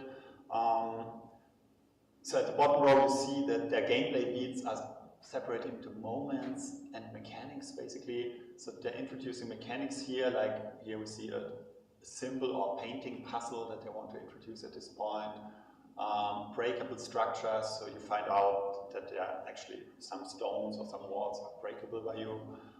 So these are all mechanical beats that are introduced at certain points in the game. So up here you can see the area, that's the beginning, there's a bridge, there's a desert, power plant, and so on. And so we know which gameplay beats are introduced in relation to the environment we're in. Also, there are moments, follow the glowfish, discover small ruins and artifacts, climb the factory tower, and so on. So these are things that can be done with the mechanics that are already introduced. So the bottom row is purely about introducing new mechanics, and this is about things that you do with the mechanics that are already introduced, but these are also important gameplay beats that are structured here. Esta planilla muestra el juego That Game Company que usaron para hacer el juego Journey o viaje, y bueno, es una manera de ver una visión macro o un panorama general, muy general, pero también, bueno, muy específico. Por ejemplo, en la parte amarilla pues habla acerca de las mecánicas ya muy particulares de las diferentes etapas del juego. Como mencionaba ahí en la mitad, bueno, ya son acciones muy específicas como surfear en arena, surfear en dunas, escalar una fábrica y descubrir nuevos mundos. Entonces, bueno, aquí ya se hace también de manera general y de manera específica. So, just one thing. Además está diciendo que ya estas ideas están siendo manejadas con mecánicas que ya se le han introducido. Entonces es una mecánica que la puedes estar utilizando con diferentes contextos, ideas a lo largo del juego. Okay, so the blue parts here, both here, mood and MP focus. I think MP is probably main player because it's a multiplayer game. This is mostly about emotions. So on the one hand you have the mood, this is kind of the mood also relating to the artwork of this area. So this is a more joyful, playful area or situation maybe. Wonder, surprise, lost, wonder, melancholy, confident, and so on. So how do you feel in this area? And then the focus, I think that's also quite nice because they don't just say player should feel joyful or happy, but it's more like hello, goodbye. That means you meet your first, you notice you're not alone in the world, so you meet another player. Or that was a ride, wow, okay, that was really joyful, you know, you discover sand surfing, so you're in a desert and you discover that you can surf down the dunes with this mechanic that we're giving the player here. And then, wow, okay, that was really fun, you know, share the excitement from sandstorm escaping and sand rapid gameplay. And then it goes on like this, and the game also gets a bit darker in mood at a later point. En la parte azul, por ejemplo, bueno, se enfoca en la parte emocional, en la parte que también es artística, las emociones, por ejemplo, si tiene que sentir melancolía, tristeza, emoción, y bueno, se van como relacionando, por supuesto, de una manera diagramática. Si está surfeando en la arena, pues bueno, ¿qué es lo que se espera o la expectativa que tiene que genere el jugador, ¿no? Emoción, tristeza, alegría, miedo, etc. En la parte azul, entonces, está la parte artística, emocional y eso. So you can see here well how gameplay beats, narrative beats, emotional beats, how they're all kind of woven into each other and related. The nice thing about Journey is, because it has kind of a spiritual overtone, is that they explicitly also define spiritual beats or the spiritual journey of the player. You know, how you're developing spiritually while you're playing this, which is kind of really beautiful. And things like player consciousness, where do we have it here? in the beginning, where am I, who am I, and so on. These are all questions the players are asking themselves. The city here is big, so the player notices, wow, okay, this is much bigger than I expected. This environment sucks, oh no, am I dead? So this is kind of a moment of drama and kind of more tension for the player. And here maybe you can see a little bit better. They even use things like the monomyth by Joseph Campbell, you know, like the classic hero's journey that you might know has been used in many blockbuster movies and also video games, like most famously in Star Wars, but also in Greek legends, basically already. So how does all of this relate to the monomyth? We have the call to adventure, crossing the first threshold in the barren and bridge area at the waterfall. Then the road of trials, 3 challenges that are obviously related a lot to gameplay. Challenges already indicate that it's a lot about gameplay, and even life stages. So the game apparently symbolizes, you know, a journey from birth to old age or to the end of life. So you start here at birth as a young player who doesn't really know what to do yet. At some point, you know how everything works and you really excel until you are mastering all the mechanics. I cut this off now, but wait, let's see, maybe.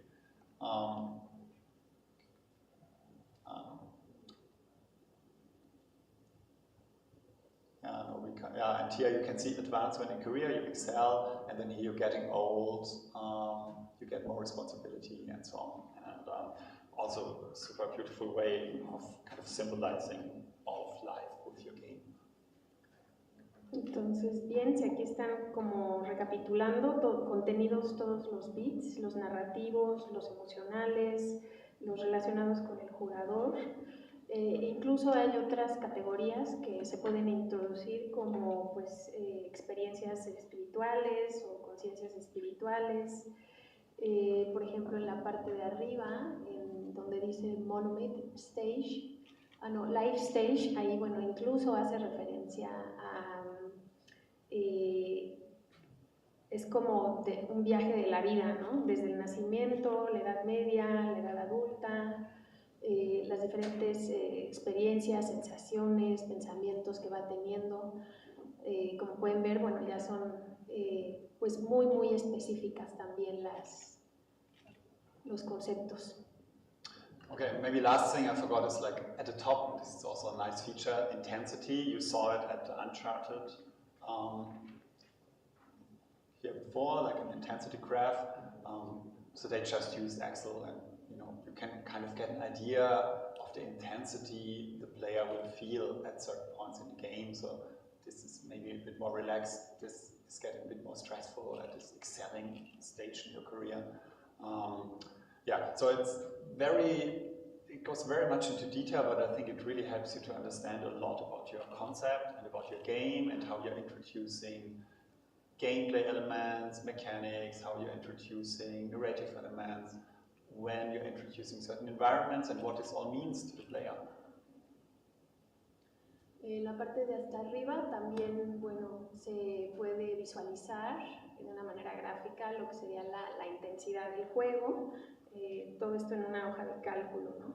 Y bueno, como mencionaba, se pueden ver todos los detalles, la idea general, el concepto, la narrativa, las emociones, las mecánicas, los retos, todo de una manera muy específica y a la vez general. Okay, so this is another example from a game I worked on, Shadow of the Damned. I talked about it a bit on Friday. So we didn't have like a chart like the one you saw with Journey, but what I also liked here, what our director Massimo Gorini did, he laid out gameplay beats, narrational beats, and so on, basically on a map of our level. So we had like a basic rough level in Unreal. We just took a screenshot in a top-down view. This obviously changed a lot after that. But this was just the base to kind of figure out how are all these beats laid out in the space of the game, not just on an Excel sheet. which I think was really useful for the whole team. So the level itself, so every level in our game had like a theme and a special emotional, maybe an emotional theme. So it was not really like emotional beats laid out here, but it was more like this is a super high tension level. Because this level was inspired by Sam Raimi's Evil Dead, like an 80s kind of comedy horror movie in a way. That has a super fast chase sequence in the forest. And that was a bit of an homage to this movie because the whole game kind of plays with this B-movie aesthetic. So yeah, so this is the level definitely with high tension. But we have also like 4 types of gameplay. And this gameplay is also related to what the player is feeling in a way. So green, or let's start with the blue one. These are typical battles. So we have a small battle here. We see which enemies are probably going to be used in this battle. We start in green, that's relaxed, so we don't want to stress the player out too much. We have a small battle. After the battle, the player needs to calm down a little bit, so he can relax here. And once this gate here is opened, you find a key. It's typical old school gameplay with 3 types of keys that you can find. Also homage to Doom and old shooter games like that. And then there's an adventure part. So the adventure part is not really about battle that much. Usually it's kind of a special gameplay. There can be puzzles, things to find, rooms to explore, and so on. So this is a bit calmer. You get a little bit of relaxed gameplay. You can fill up. We have these vending machines for drinks. So to recover your health in this game, you have to drink tequila and other drinks, vodka, and so on. And then we have the big battle and another big battle in darkness. I don't explain, that's like a special mode of the game. And then we have like an adventure part to lead the players out. And you can see that the cutscenes here, they are kind of located in space. And we mostly use cutscenes to tell the story here. So there's usually a separation of gameplay and then cutscene, gameplay and cutscene. There are obviously many different ways to tell your story in-game. This is like a classic cutscene way of spreading them out on this map. Sorry, this was super long. Bueno, este es otro ejemplo de otra manera de organizar la estructura en bits, de visualizar las funciones de cada miembro, de cada parte involucrada. Es también una especie de homenaje a el juego Evil Dead. Y bueno, pues en diferentes partes están marcadas pues, donde hay mucha tensión, en donde se ejemplifican batallas, también bueno, los colores tienen significados como las emociones que se deben sentir, si relajación, miedo, angustia, describe como todas las etapas que hay, cuando hay que estar buscando objetos, encontrando, también pues es acerca de una batalla, ¿no? Maybe can you please repeat about the cutscenes? Okay, yeah, I can repeat and then add something else. Yeah, so the narrative beats in this game are usually told by cutscenes. So every cutscene is basically a narrative beat that advances the story. And so you can see they all have a number because they were produced in Shanghai at a different company because nobody had time to do all these cutscenes in our studio, which is a story in itself, very difficult to outsource something like this to China. But so we got all these cutscenes, they are numbered, so we can say, okay, where will we use these cutscenes in relation to gameplay and in relation to these modes of gameplay. So we can just structure where in the level we want to reveal the narration throughout these little cutscene animation sequences. So cutscene is like a short animation sequence in game, like a short movie sequence, basically.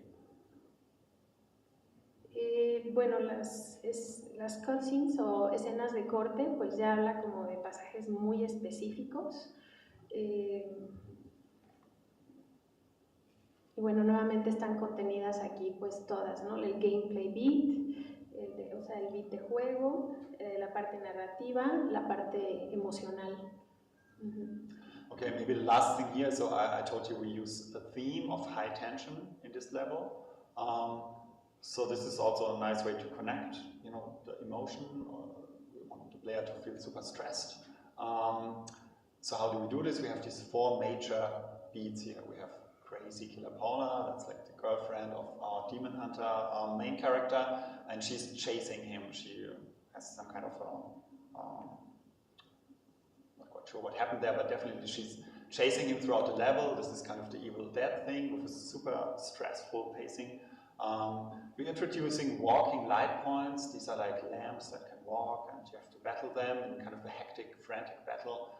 And we're introducing Shinigami B, that's the second mini-boss, kind of a strange demon type of thing, like this guy here. So that's like a little boss fight, it's not a big one, but this is also going to be introduced here, all with the idea of kind of getting this high-tension gameplay across to the players. Por ejemplo, en esa escena de corte se habla así como de una parte muy específica del juego y que tiene que ver con la gameplay beat, el beat del juego en sí. Ahí se genera muchísima tensión. Por ejemplo, se habla de 4 personajes que están involucrados ahí, la loca asesina Paula, Shinigami B, unas lámparas que están caminando ahí en el videojuego persiguiendo al personaje, o Evil Dead, Frantic, el loco Evil Dead, ¿no? Describe como de manera muy específica y bueno, que hay mucha tensión en esa parte. Okay, and also other like gameplay beats, for example, are when are we introducing certain weapons. You can see here, you get to see weapons you can use, and so on. So basically the rhythm of this level is structured visually onto the space of the level, which I think was a very useful way of doing things. Aquí, por ejemplo, bueno, se ejemplifica otra parte del juego. Ahí se introducen herramientas, enemigos, mecánicas, está relacionado con la parte de los bits narrativos y se definen diferentes experiencias que hay ahí. Y bueno, la estructura diagramática va teniendo un flujo en sí, ¿no? Te va llevando solito. Okay, so I brought you another example from an indie game, Bastion. Maybe some of you have also played this, also a very great example of how differently you can tell a story in a game. I just show you a small clip and then I will talk a little bit about how these 3 types of beats that I mentioned are used beautifully in this game and how they all connect. So let's see if we have sound. Aquí va a ejemplificar otro juego que se llama Bastion, en donde están contenidos esos 3 bits, ¿no? El emocional, el narrativo y el de juego. So yeah, maybe to add, it's a super clever way of integrating narration and action in this game. You have to try it to see what I mean, but basically there's a narrator and he's narrating everything you're doing. So if you're fighting, then the narrator tells the story of how a hero is getting into a big fight and so on. I never saw this in any other game, so it's worth trying because of this at least. Esta es otra manera muy acertada de también narrar. Hay un personaje que a la manera de que el jugador está jugando el juego, está describiendo las actividades que hace el jugador. Entonces es una manera también de meter pues otra parte emocional, digamos. Okay, so let's look at a short example. One thing's for sure, here I can't be happy that the kid followed Zolf all the way home.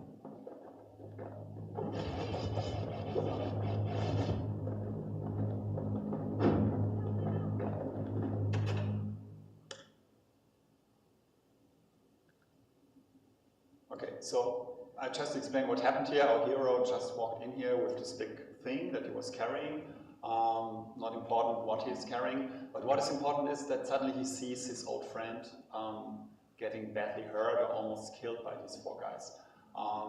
So now the player can make a big decision, like, do you want to move on? This is almost the end of the game. Or do you leave the thing you carried here that you probably would need later on in the game, at least you think you need it? And will you try to pick up your friend and save your friend? So you can already imagine that's a very big emotional beat here and a big narrative beat.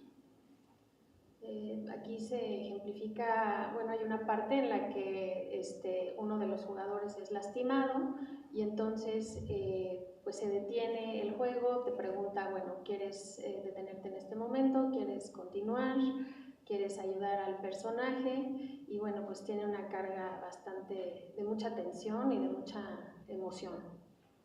Okay, so I will not let my friend die here, definitely, so I choose take self. No, aquí por ejemplo él no va a dejar que el amigo se muera y entonces bueno, aquí elige la opción de take soul. I can see it now. The kid in one corner and Zolf in the other. Ain't much of a fight. Okay. So we had this big emotional beat and we put down the thing that we were carrying and now we're carrying a friend.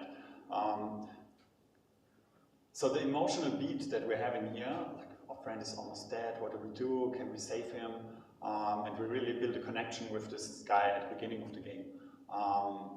So if we see this as our design goal that we want to get across to the players, now we can think about, okay, what can we do to support this emotional beat?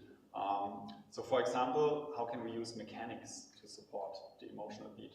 And in this case, it was already possible to carry weapons, it was possible to carry items, we could carry this big thing at the beginning that I showed you.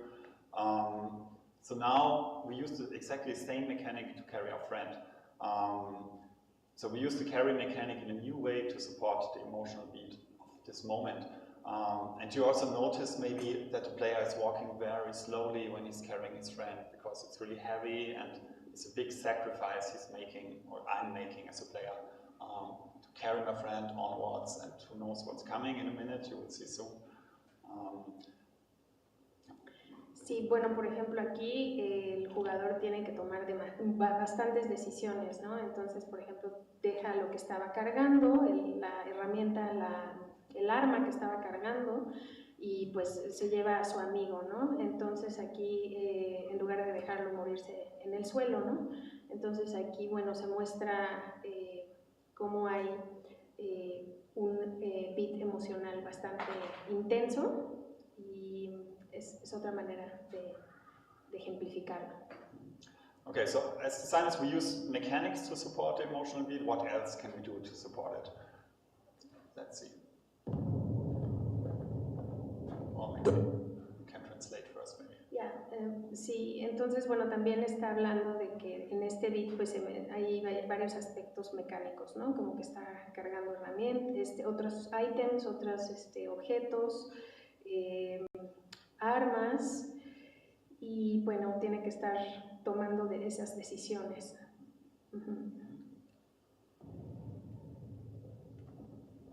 Don't you worry though. Once the bastion's restored, it'll all be all right.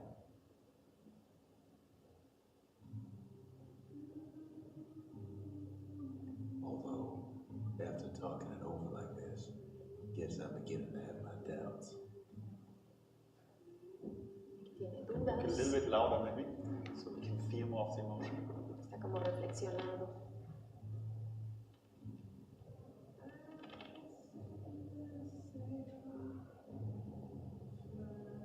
Si le pueden subir un poquito.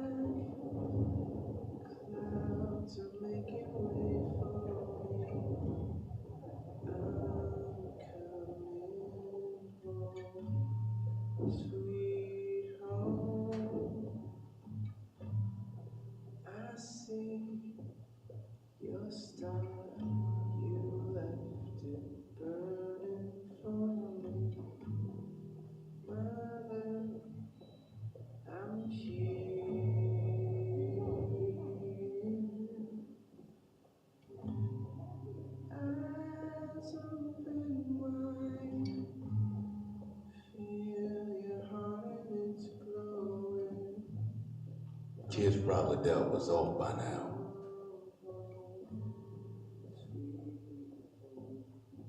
He reminds me of myself when I was his age. I ever tell you about those days? Okay, so I asked what else can you do to support the emotional beat. So first, this music kicks in, guitar music with vocals, the first time in the whole game that you have singing in the music. So that's kind of a surprising moment. It's a very emotional song also. So that's a very strong moment when the music kicks in. Also, we're using the gameplay to emphasize the emotions. So not only are you carrying your friend very slowly, but you've been fighting the whole game and suddenly you cannot fight anymore. You can only carry your friend, and it's very slow and a very painful walk to the end, stretched for quite a while. And you have to take all the shots to save your friend. You cannot do anything. You just have to walk on, everybody's shooting at you. You could see in one moment the player was using all the health drinks, health potions, to recover some health. And that's about all you can do. So you can really feel the pain and the struggle, and you have to make a super big sacrifice to save your friend from death. Through narration, through gameplay and mechanics, through animation and sound, everything is done to support this strong emotional and narrative beat. Y bueno, en esta escena se ejemplifica con como todo esto, la música, enfatiza la parte emocional, es una música lenta, una música triste, está caminando de manera lenta, está debatiéndose si, bueno, no dejaba al amigo o no, recuerda cuando era niño, a la vez que va caminando va tomando algunas pociones para recobrar fuerzas. Entonces, bueno, aquí está implícito en esta escena que hay mucho sacrificio, sufrimiento, está tratando de recobrar fuerzas.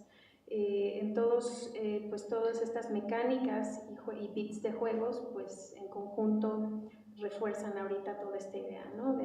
Y parte emocional de sacrificio, lucha, debate entre si deja o no al amigo, etc.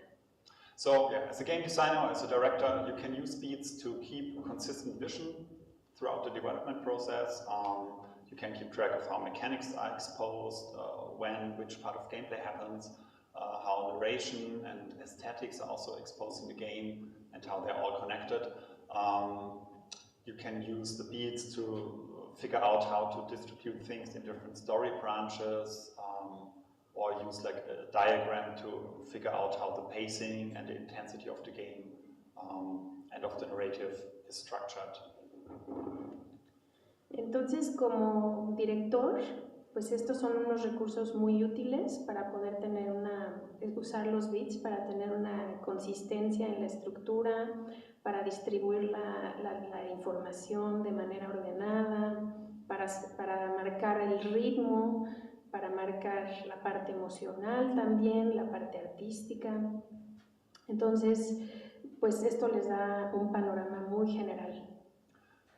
Also, it kind of forces you to think about, with every moment in your game, or every theme, or every level, you have to think about, okay, why does this actually exist? Why are we doing this? Are we doing this to give more exposure on characters, on the narrative? Are we doing this to let players experience a certain mood or emotion? Or are we doing this to let players practice a mechanic that has been introduced, or to introduce a new mechanic? For example, here, like carry your friend instead of carrying a weapon with the old mechanic that you already have. Or is it just to show a hardware feature like with the PlayStation Vita game? But there must be some reason to do things in the game, and if you structure a game like this, definitely everything will have a reason to exist in your design. Entonces también esta estructura nos anima y nos empuja a tener que estar pensando en cada momento del juego, cada nivel, los personajes que están ahí, qué rol, qué función tienen, qué quieres enfatizar, si a lo mejor a través de algún personaje también quieres ejemplificar alguna mecánica, y pues preguntar el sentido de cada una de las acciones, personajes, emociones que están ahí en el juego. And yeah, so everything, all of these answers, or all of the things you discover in your beat sheet or your structure, they all go back to this one big question: why would a player even care about your game? Why would they even want to play it and continue playing it? And this all goes back to what is the vision of your game, which I talked about on Friday at the beginning of this lecture. Esto nuevamente nos lleva a preguntarnos, bueno, el propósito y el sentido del juego en general, recordar la visión y el objetivo general que tenemos, si está cumpliéndose, si hay concordancia, si hay consistencia, si se está llevando a cabo el propósito. Okay, so that's it for this lecture. Julio told me there was no time pressure, so I took my time a bit more maybe. I have one more thing. I showed all of you who were here on Friday already that I want to give you a little quest to take home after each lecture. Bueno, en esta parte concluimos la primera parte de la lectura de la cátedra y en este momento, bueno, va a recordar que les había dado unas misiones del día a día y ahorita va a presentar la misión que toca. So I will go over this a little bit. I think it maybe takes too much time to explain again, but this was the first quest I gave you on Friday already. All of you who have not been here, you can scan this code. I will show it bigger at the end, and you can read all of the quests in Spanish translation also, so it should be easy to understand. So I'm going to skip to the second quest. Sí, bueno, ya sí pueden escanear el código QR, no sé si lo habían tenido oportunidad de escanearlo la semana pasada, vienen las instrucciones en español. So the first quest was about starting a game design sketchbook. You can read about this yourself in the translation. The second quest related to the lecture on Friday already was about finding the games in your daily life, just like Shigeru Miyamoto of Nintendo always did with all of his successful games, basically. So look for systems in your life that are have kind of a game-like concept behind it. It could be like, for example, the ecosystem in nature or in a park, traffic system in the city, and so on. Supply and demand, or like trading systems in shops, for example, and so on. Often there are some kind of reward structures, there is some kind of progression system, challenges, and so on. So all these things you need for games usually. And the second part would be, okay, how can I maybe use something of this as the base for a game? Entonces, en esta misión, por ejemplo, bueno, pues los invita a observar los sistemas así de su entorno, de la vida, los ecosistemas del parque, de cuando van por la calle caminando, en la ciudad, cuando van a la tienda y compran algo, por ejemplo, cuando van de compras también, ya que todas estas experiencias pueden utilizarlas a la hora de diseñar sus videojuegos, ¿no? Es muy importante que escriban todo esto, todo lo que les parezca divertido, chistoso, lo que les inspire a ustedes de forma personal. Y a través de esta observación, bueno, van a poder tener muchos elementos a la hora de estar diseñando nuevos videojuegos. Okay, the third quest I didn't talk about on Friday.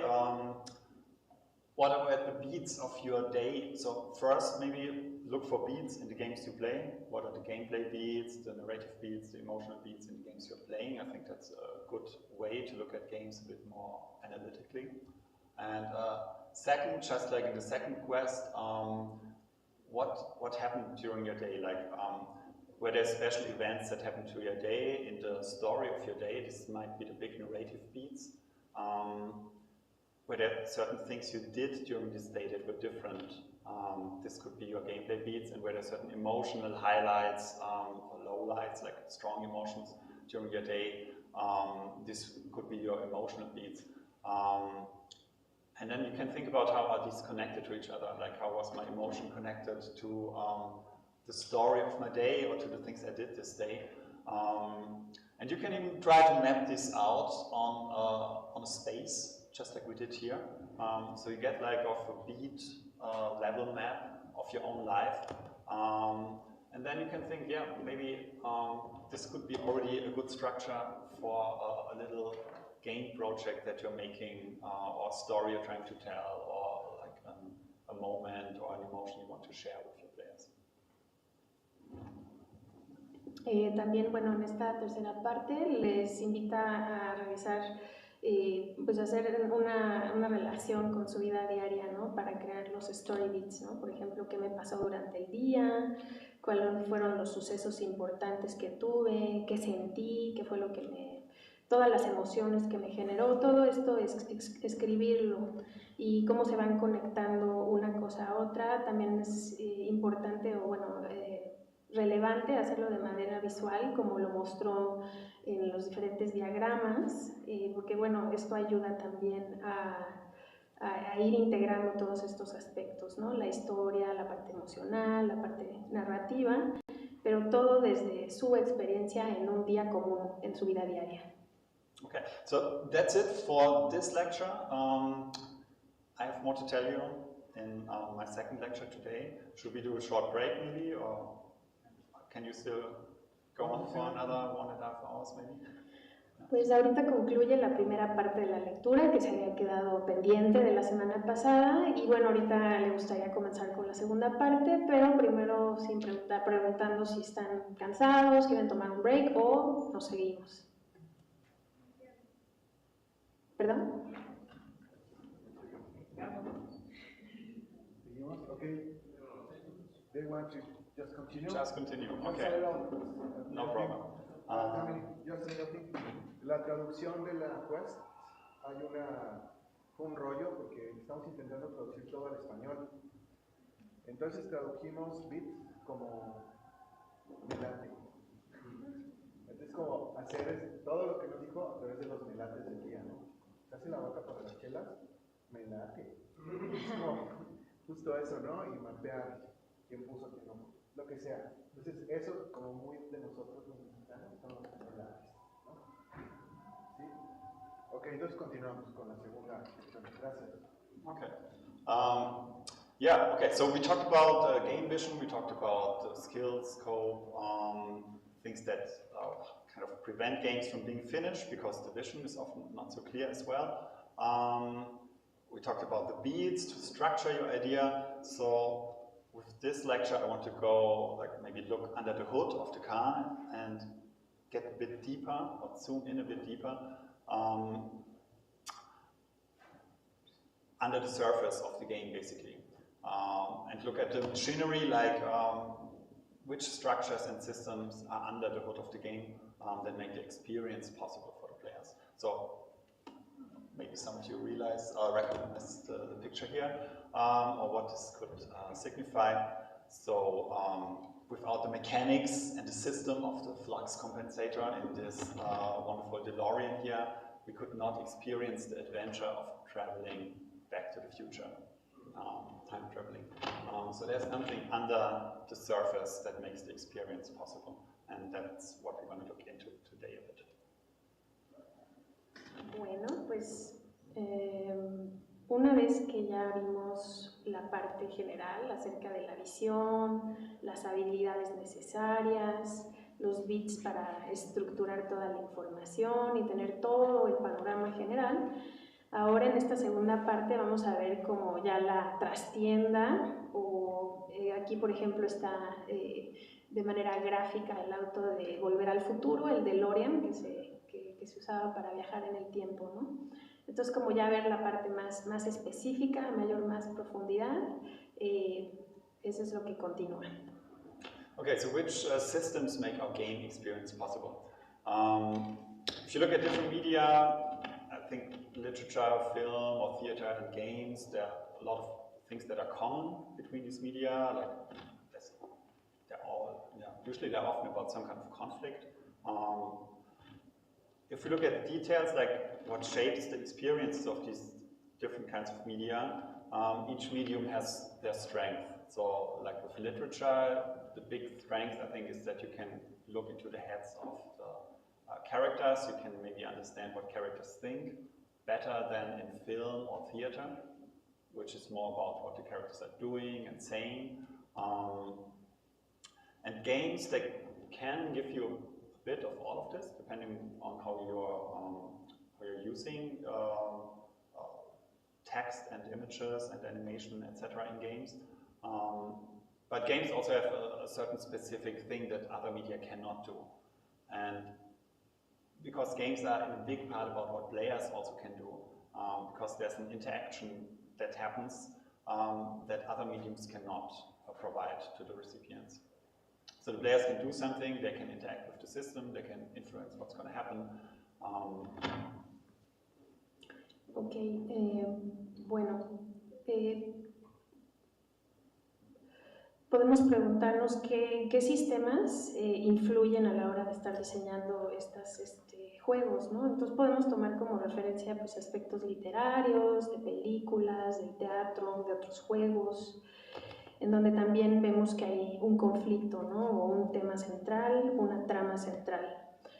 Pero en el caso específico de los medios visuales, de los juegos, pues bueno, cada uno tiene sus características específicas. Por ejemplo, en los juegos pues está esta parte interactiva, ¿no? En donde ya está involucrado el jugador, en donde toma decisiones, hay discernimiento y está interactuando con el medio, a diferencia de, por ejemplo, en la literatura, el teatro, que está quizá de una manera más pasiva el lector, ¿no? O el jugador, o el que está de este lado.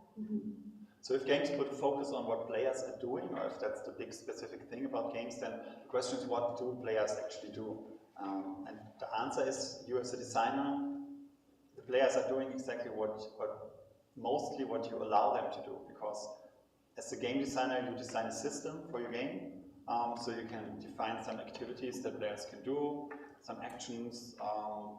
You can also define what they cannot do. You define some goals to guide the players or to motivate the players to do the things you want them to do.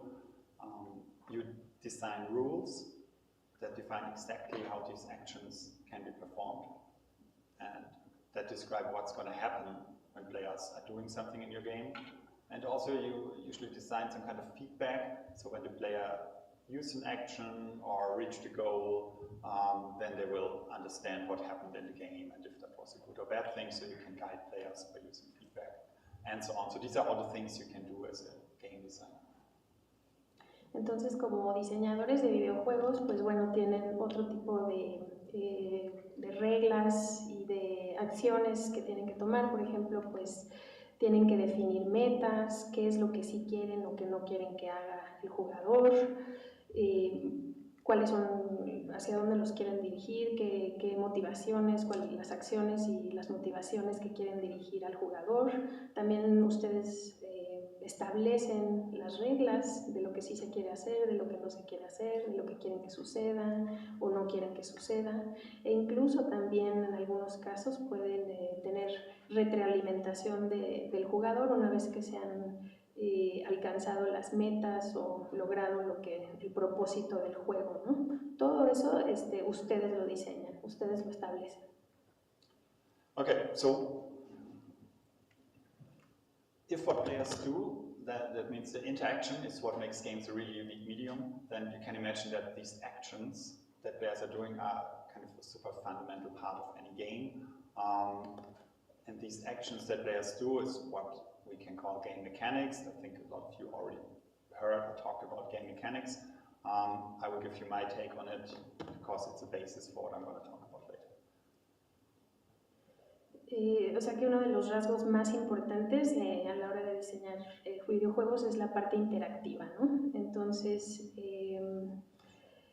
y la parte mecánica también, de manera muy práctica. Todas las acciones ustedes las diseñan, las definen, las establecen. Y bueno, pues es la característica más importante, la parte interactiva. So in the game industry and in game studies, literature and so on, you will read and hear a lot about mechanics, but like with everything else in the game industry, it's not 100% defined what mechanics actually are. A lot of different definitions. Maybe it's not so important also. I think the most important thing is to define to have a definition that you can use in your team together, so you know what you're talking about when you're talking about mechanics. So this kind of practical definition, for me, the easiest way to do is to say mechanics are basically the verbs of your game. So what can the player do in the game? Bueno, tanto en la literatura como en otras áreas, en la industria del videojuego, pues esta parte de las mecánicas es una parte muy, muy importante. Ustedes como creadores la establecen, nuevamente pues tiene que ver con lo que quieren que se haga, con lo que no quieren que se haga, qué quieren que los objetivos que quieren que se logre, y lo más importante es que ustedes lo tengan claro para que puedan comunicarlo a su equipo y haya consistencia. So, like some typical game examples, what are the verbs of this game? For example, in a platformer game like this, you can jump and you can run, obviously. Maybe you can climb, you can throw something, you can dive, you can swim. Here you can shoot, you can run, you can reload, you can change weapons, you can change equipment. So these are all verbs, things you can do as a player. In a multiplayer game, here maybe you can also give orders, things like that. In analog games, in chess, for example, you have the mechanic of moving the pieces, the game pieces. In card games, what you can do in a card game, you can shuffle the cards, that's a mechanic. Or you can sort the cards in your hand, that's a sorting mechanic that you can use in a card game, and so on. Aquí, por ejemplo, estamos viendo algunos ejemplos de mecánicas con dos videojuegos. Se utilizan mucho los verbos en infinitivo para establecer las mecánicas como escalar, aventar, manejar, correr, patear, apuntar, recargar el arma, todas las acciones de orden que quieren que se hagan, ¿no? Y por ejemplo también menciona cómo en los juegos analógicos, a diferencia de los digitales, también hay estas mecánicas, por ejemplo en el juego de ajedrez, ¿no? Mover una pieza, mover las piezas en el tablero en diferentes direcciones, o a la hora de jugar cartas, estar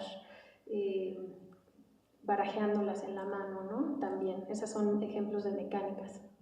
So that's a super easy way to think about mechanics. I think everybody can use it or understand easily. But there are also rules that are connected with the mechanics. This is also a job of a designer, you know, to think about these rules that are connected with mechanics.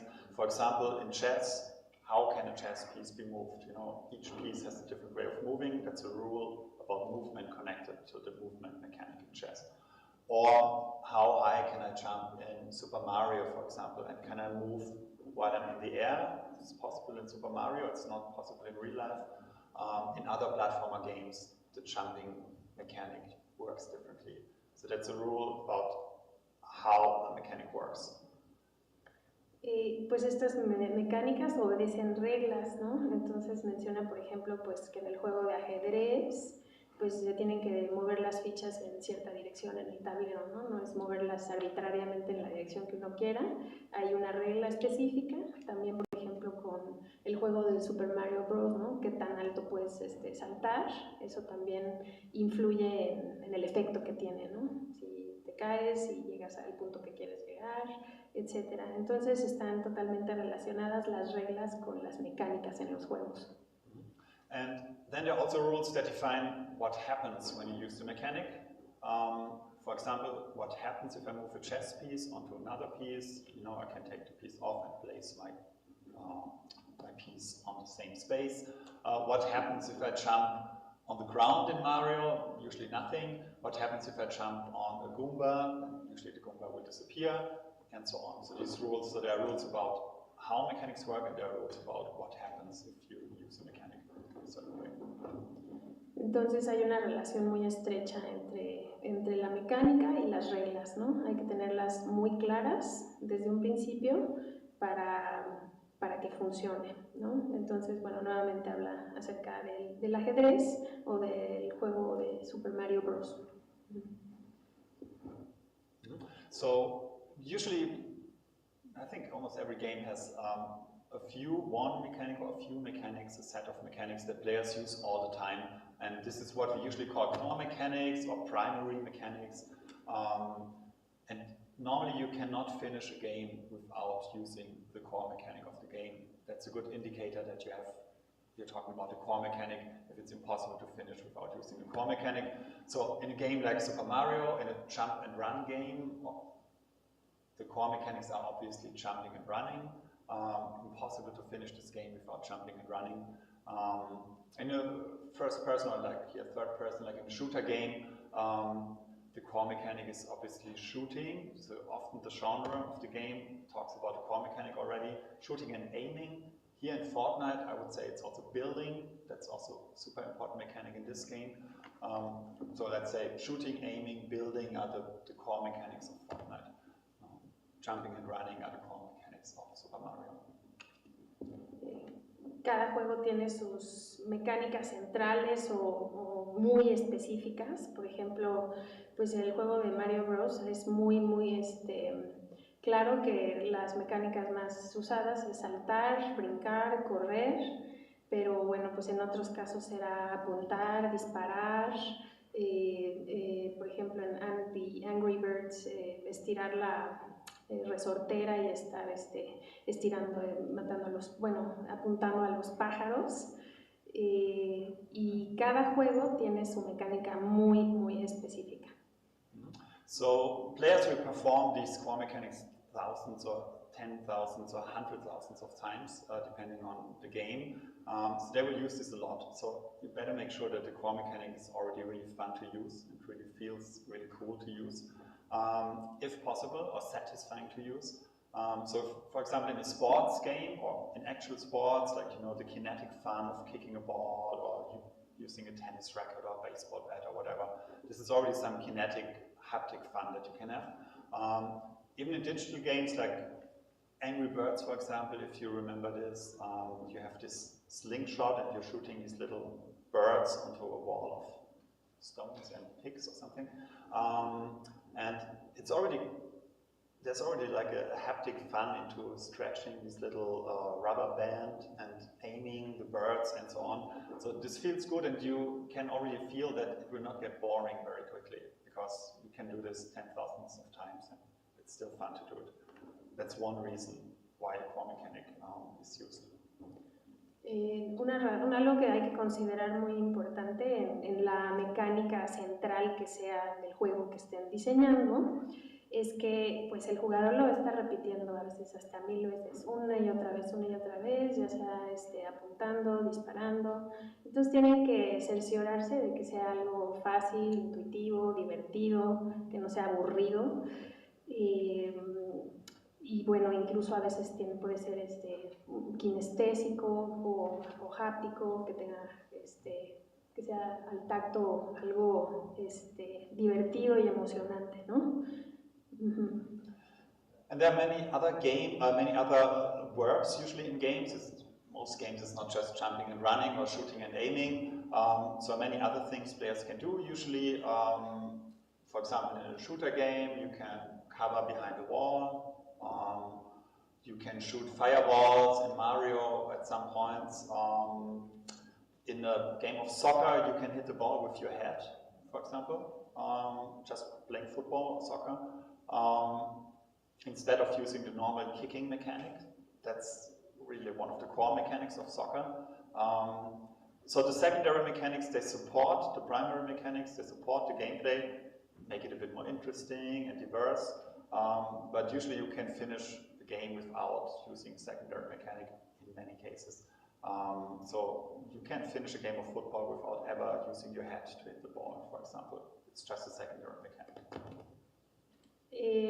Habla que, por ejemplo, bueno, hay las mecánicas primarias, esas que sí se van a estar usando siempre. Por ejemplo, sería difícil imaginar jugar el Mario Bros. Sin caminar o saltar, ¿no? Pero también están las mecánicas secundarias y esas no necesariamente se tienen que utilizar. Por ejemplo, cuando se está jugando un videojuego de fútbol, por ejemplo, ¿no?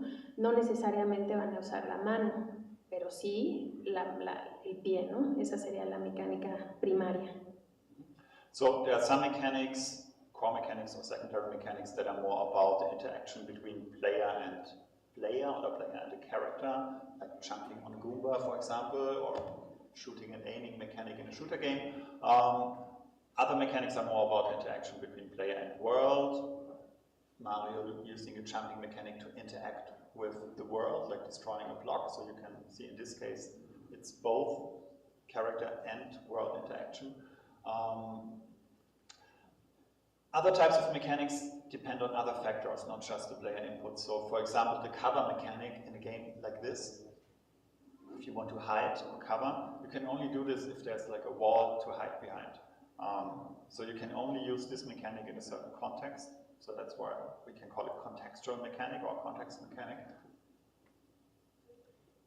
Bueno, entonces hablando de esta relación entre las mecánicas primarias o las centrales y las secundarias, por ejemplo, hay algunas mecánicas que solo van a funcionar en ciertos contextos, ¿no? Por ejemplo, ese personaje que se está agachando para evitar recibir el disparo, pues solo funciona si hay una pared ahí cerca de él, ¿no? Entonces, cada una va teniendo una función distinta a lo largo del juego.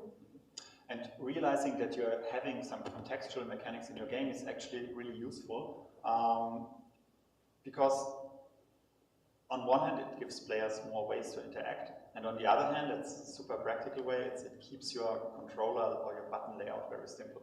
Because you can use the X button, for example, in different contexts. If you're in front of a wall, you press X to climb up the wall and use the climbing mechanic. If you're behind another wall, you press X to cover behind the wall. And if you're in a different situation, maybe you press X to talk, so you can keep the controller layout super simple by having contextual mechanics that just work in certain contexts, basically. Y bueno, cada una de estas mecánicas es como importante mantenerlas de una manera simple, o sea que con un mismo botón puedas hacer diferentes funciones, agacharse, correr, etcétera, de hacerlo que no sea demasiado complejo, ¿no? O confuso. Y bueno, cada una de estas funciones va a tener un efecto en un contexto distinto. This also takes a lot of cognitive load from the player. Especially in games that are more casual, not like hardcore games like Mario Bros. Or like a casual shooter like Fortnite.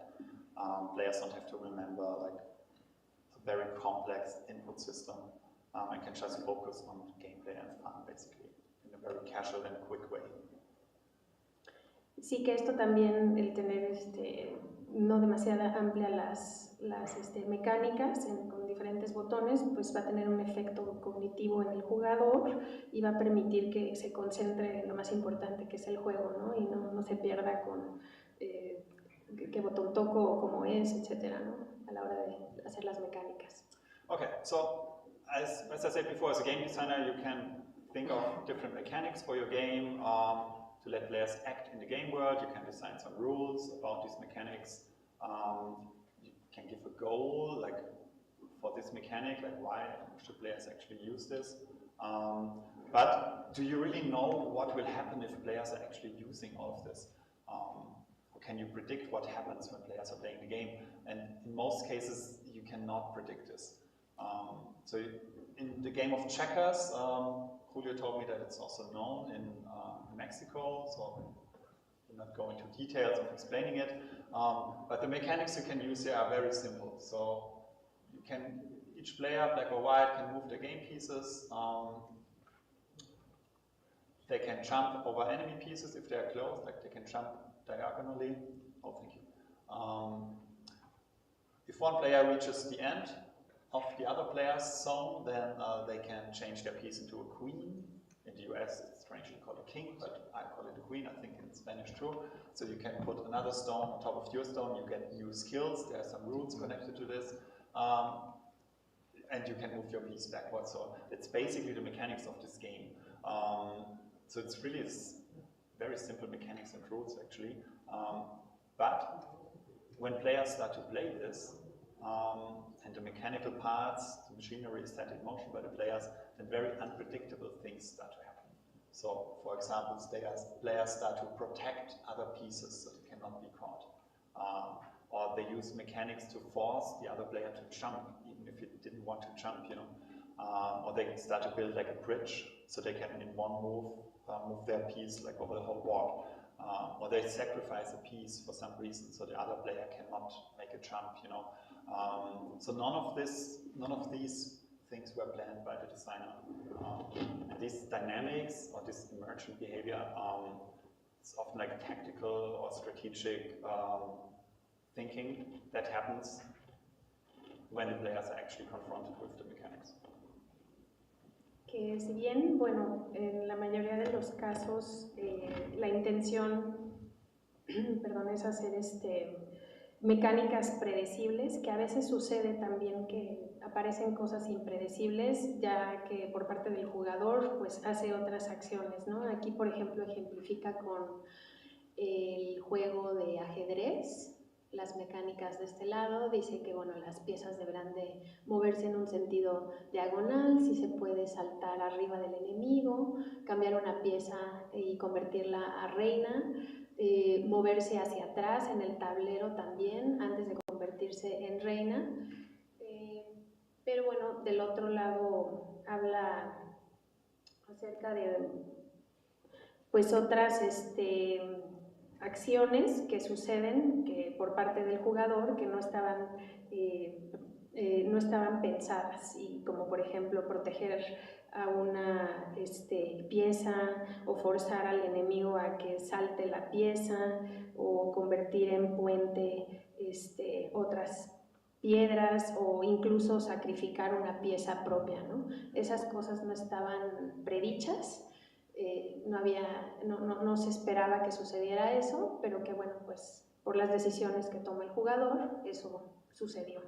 Entonces, So you can already see the big challenge here for designers, because we can only do so much. We can design mechanics and rules and things like that, but the game really needs to be played before we can really understand what happens when everything is put into motion. So I think it's important to be aware of these two perspectives, different perspectives that the designer has on a game and that the player has on a game. But also if you're like doing games research, you should also never forget that the game needs to be played to be fully understood. New researchers who also just look at videos of games, and I think that's not enough. Because if you don't play a game, you can never understand the actual behavior and dynamics and the actual gameplay.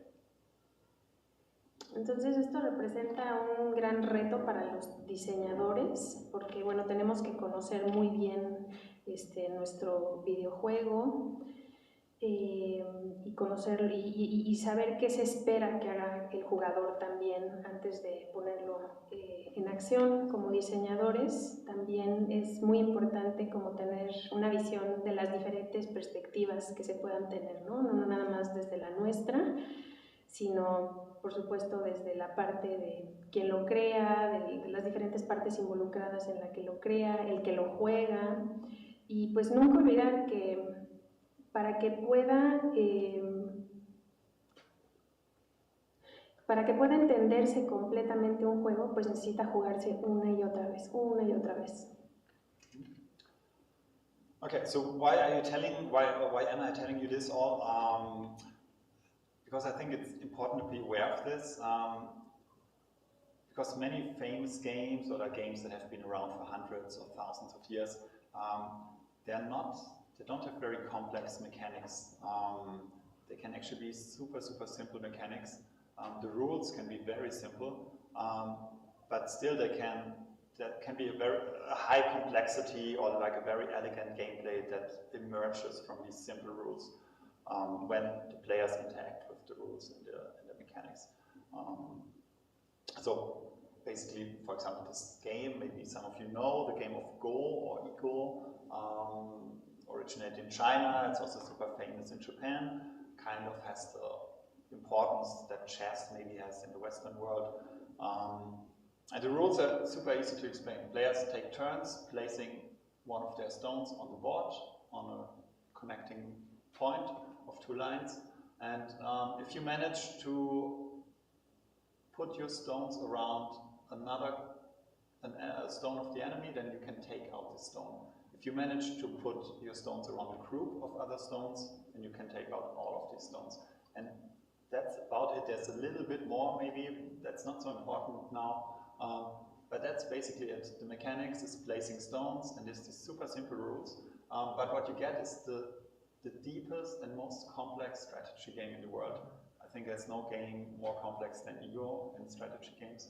So while in 1986, I think, or 4, we already had Deep Blue, like the chess program by IBM, defeating Garry Kasparov.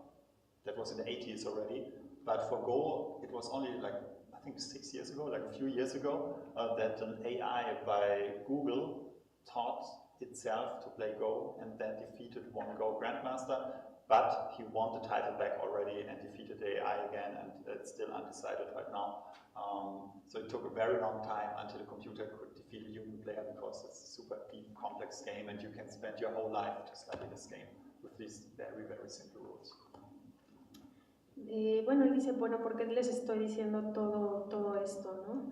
Entonces, que en muchos de los juegos así ya antiguos, pues las reglas son bastante simples, ¿no? Son claras y simples, incluso en ocasiones elegantes. Aquí, por ejemplo, está mostrando un juego que se llama Go, que toma de referencia, fue creado primero en China, en el año de 500 antes de Cristo, obviamente, pues, BC, sí, antes de Cristo. Evidentemente, pues no de forma digital. Bueno, después en 1986 se hace de forma digital, y es uno de los juegos más complejos que hay, que se puede jugar, pero bueno, tiene unas mecánicas muy simples, ¿no? Entonces puede haber esta relación entre complejidad y simpleza. Y bueno, que también recientemente se creó Google un programa de inteligencia artificial para jugar en este juego. And who won, the artificial intelligence? Or? The AI beat the Grandmaster of Go at some point, like 6 years ago. Sí, hace 6 años. But he already won back the title afterwards. And I think, I'm not sure right now, I think it's still undecided, or maybe the humans are still the winners. Okay. I have to check what the current state is. But.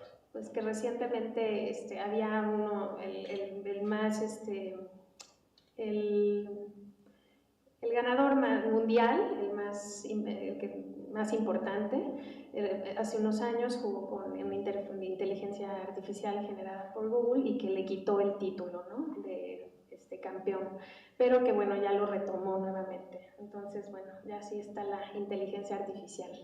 And maybe to add, like in Japan, if you or maybe your parents in this case, if you want to become a serious professional Go player, then you already have to attend an elementary school for professional Go players.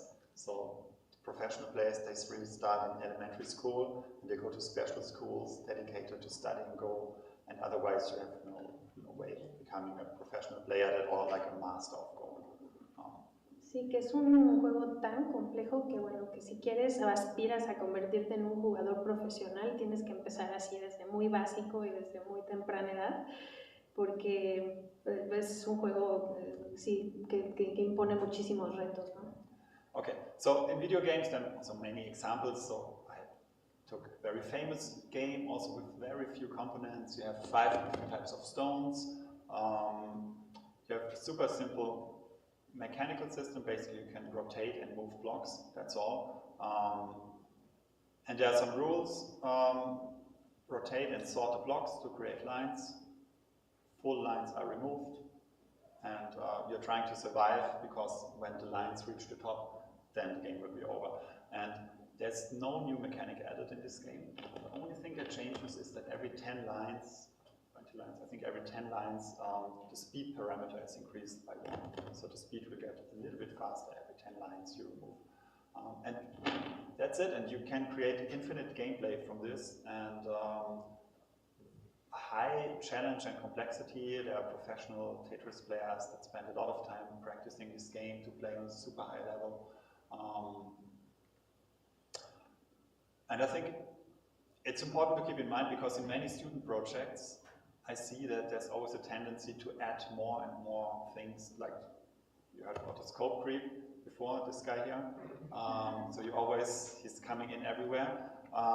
So there's always a tendency, yeah, the game is boring or the game doesn't work, let's add more to it, maybe let's add this mechanic and let's add this feature, and then hopefully it will become exciting at some point. But the rule, less is more, at least in Germany that's a rule, I think you maybe also know it as designers. It also applies to game design in many cases. So you don't need many ingredients to create a complex or elegant gameplay or deep gameplay. But like in any other design discipline, like minimalism or reduction is super hard to achieve. Often you need like a super true master of their craft to do very little with a very beautiful result. Bueno, aquí está, muestra el ejemplo del juego Tetris y de cómo pues en realidad tiene unas mecánicas bastante sencillas con pocos componentes y reglas muy simples, como rotar, voltear, todo a través de los cubos o las líneas, ¿no? Y entonces aquí pues cada determinado tiempo, otro reto que se impone es que a medida que va avanzando el juego y va superando, pues entonces se va acelerando y entonces, bueno, eso mete otro grado de tensión, ¿no? Entonces, que, bueno, es muy común que ahora él observa que en los proyectos de los estudiantes hay como una tendencia a poner demasiadas mecánicas, pensando que pues entre más funciones, más mecánicas se metan, va a estar más interesante, ¿no? Entonces, que bueno, él considera que pues eso no necesariamente, ¿no? Realmente hay un dicho, entre menos es más, y esto como diseñadores ustedes deben de conocerlo, ¿no? Quizá entre menos elementos, menos mecánicas, pueden de la misma manera hacer un juego complejo, elegante, profundo y retador.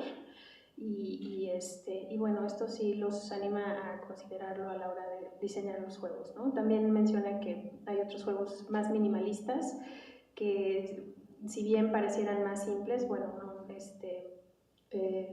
simples en mecánicas, pues son súper retadores también, ¿no? Okay, talked about this guy already. So yeah, you really have to resist the urge to add things and add things and add things, because as I heard at the Faculty of Design here, you don't have a big emphasis on programming and technical things, but for a game like Tetris or Go or something, you don't need much to program this. So even if you have very basic coding skills, you can still create a spectacular game if you keep your mechanics and your rules reduced and try to find like this emergent gameplay that gives like a deep meaning and complexity to players. Bueno, aquí habla del, nuevamente que más es menos, menciona que es, bueno, si bien en esta escuela no hay como una tendencia a codificar, que se enfatiza más en la parte del diseño, que se pueden lograr cosas muy novedosas y profundas con solamente habilidades de codificación muy básicas, muy reducidas. O sea, no es necesariamente un programador, no necesariamente tener conocimientos así vastísimos en programación. Se puede con lo básico lograr cosas muy interesantes, ¿no? Pero nuevamente manteniendo como esta precepto de no meter demasiadas mecánicas, demasiadas funciones. So a famous example for this kind of emergent complexity from simple rules, that means you have very basic ingredients, very simple rule set, but super high complexity can arise from that. Was the Game of Life by a mathematician called John Conway. He created it in the 1970s. I think the computer science students, they all have to program this at some point, but the art students and design students maybe don't. That's why I want to show it, because I really like this example about emergence. And it's called a game of life. It's not like a game in the classical sense, but it's more like a mathematical simulation in a way. The rules are So basically you have a grid, can be any size, and there are 4 rules.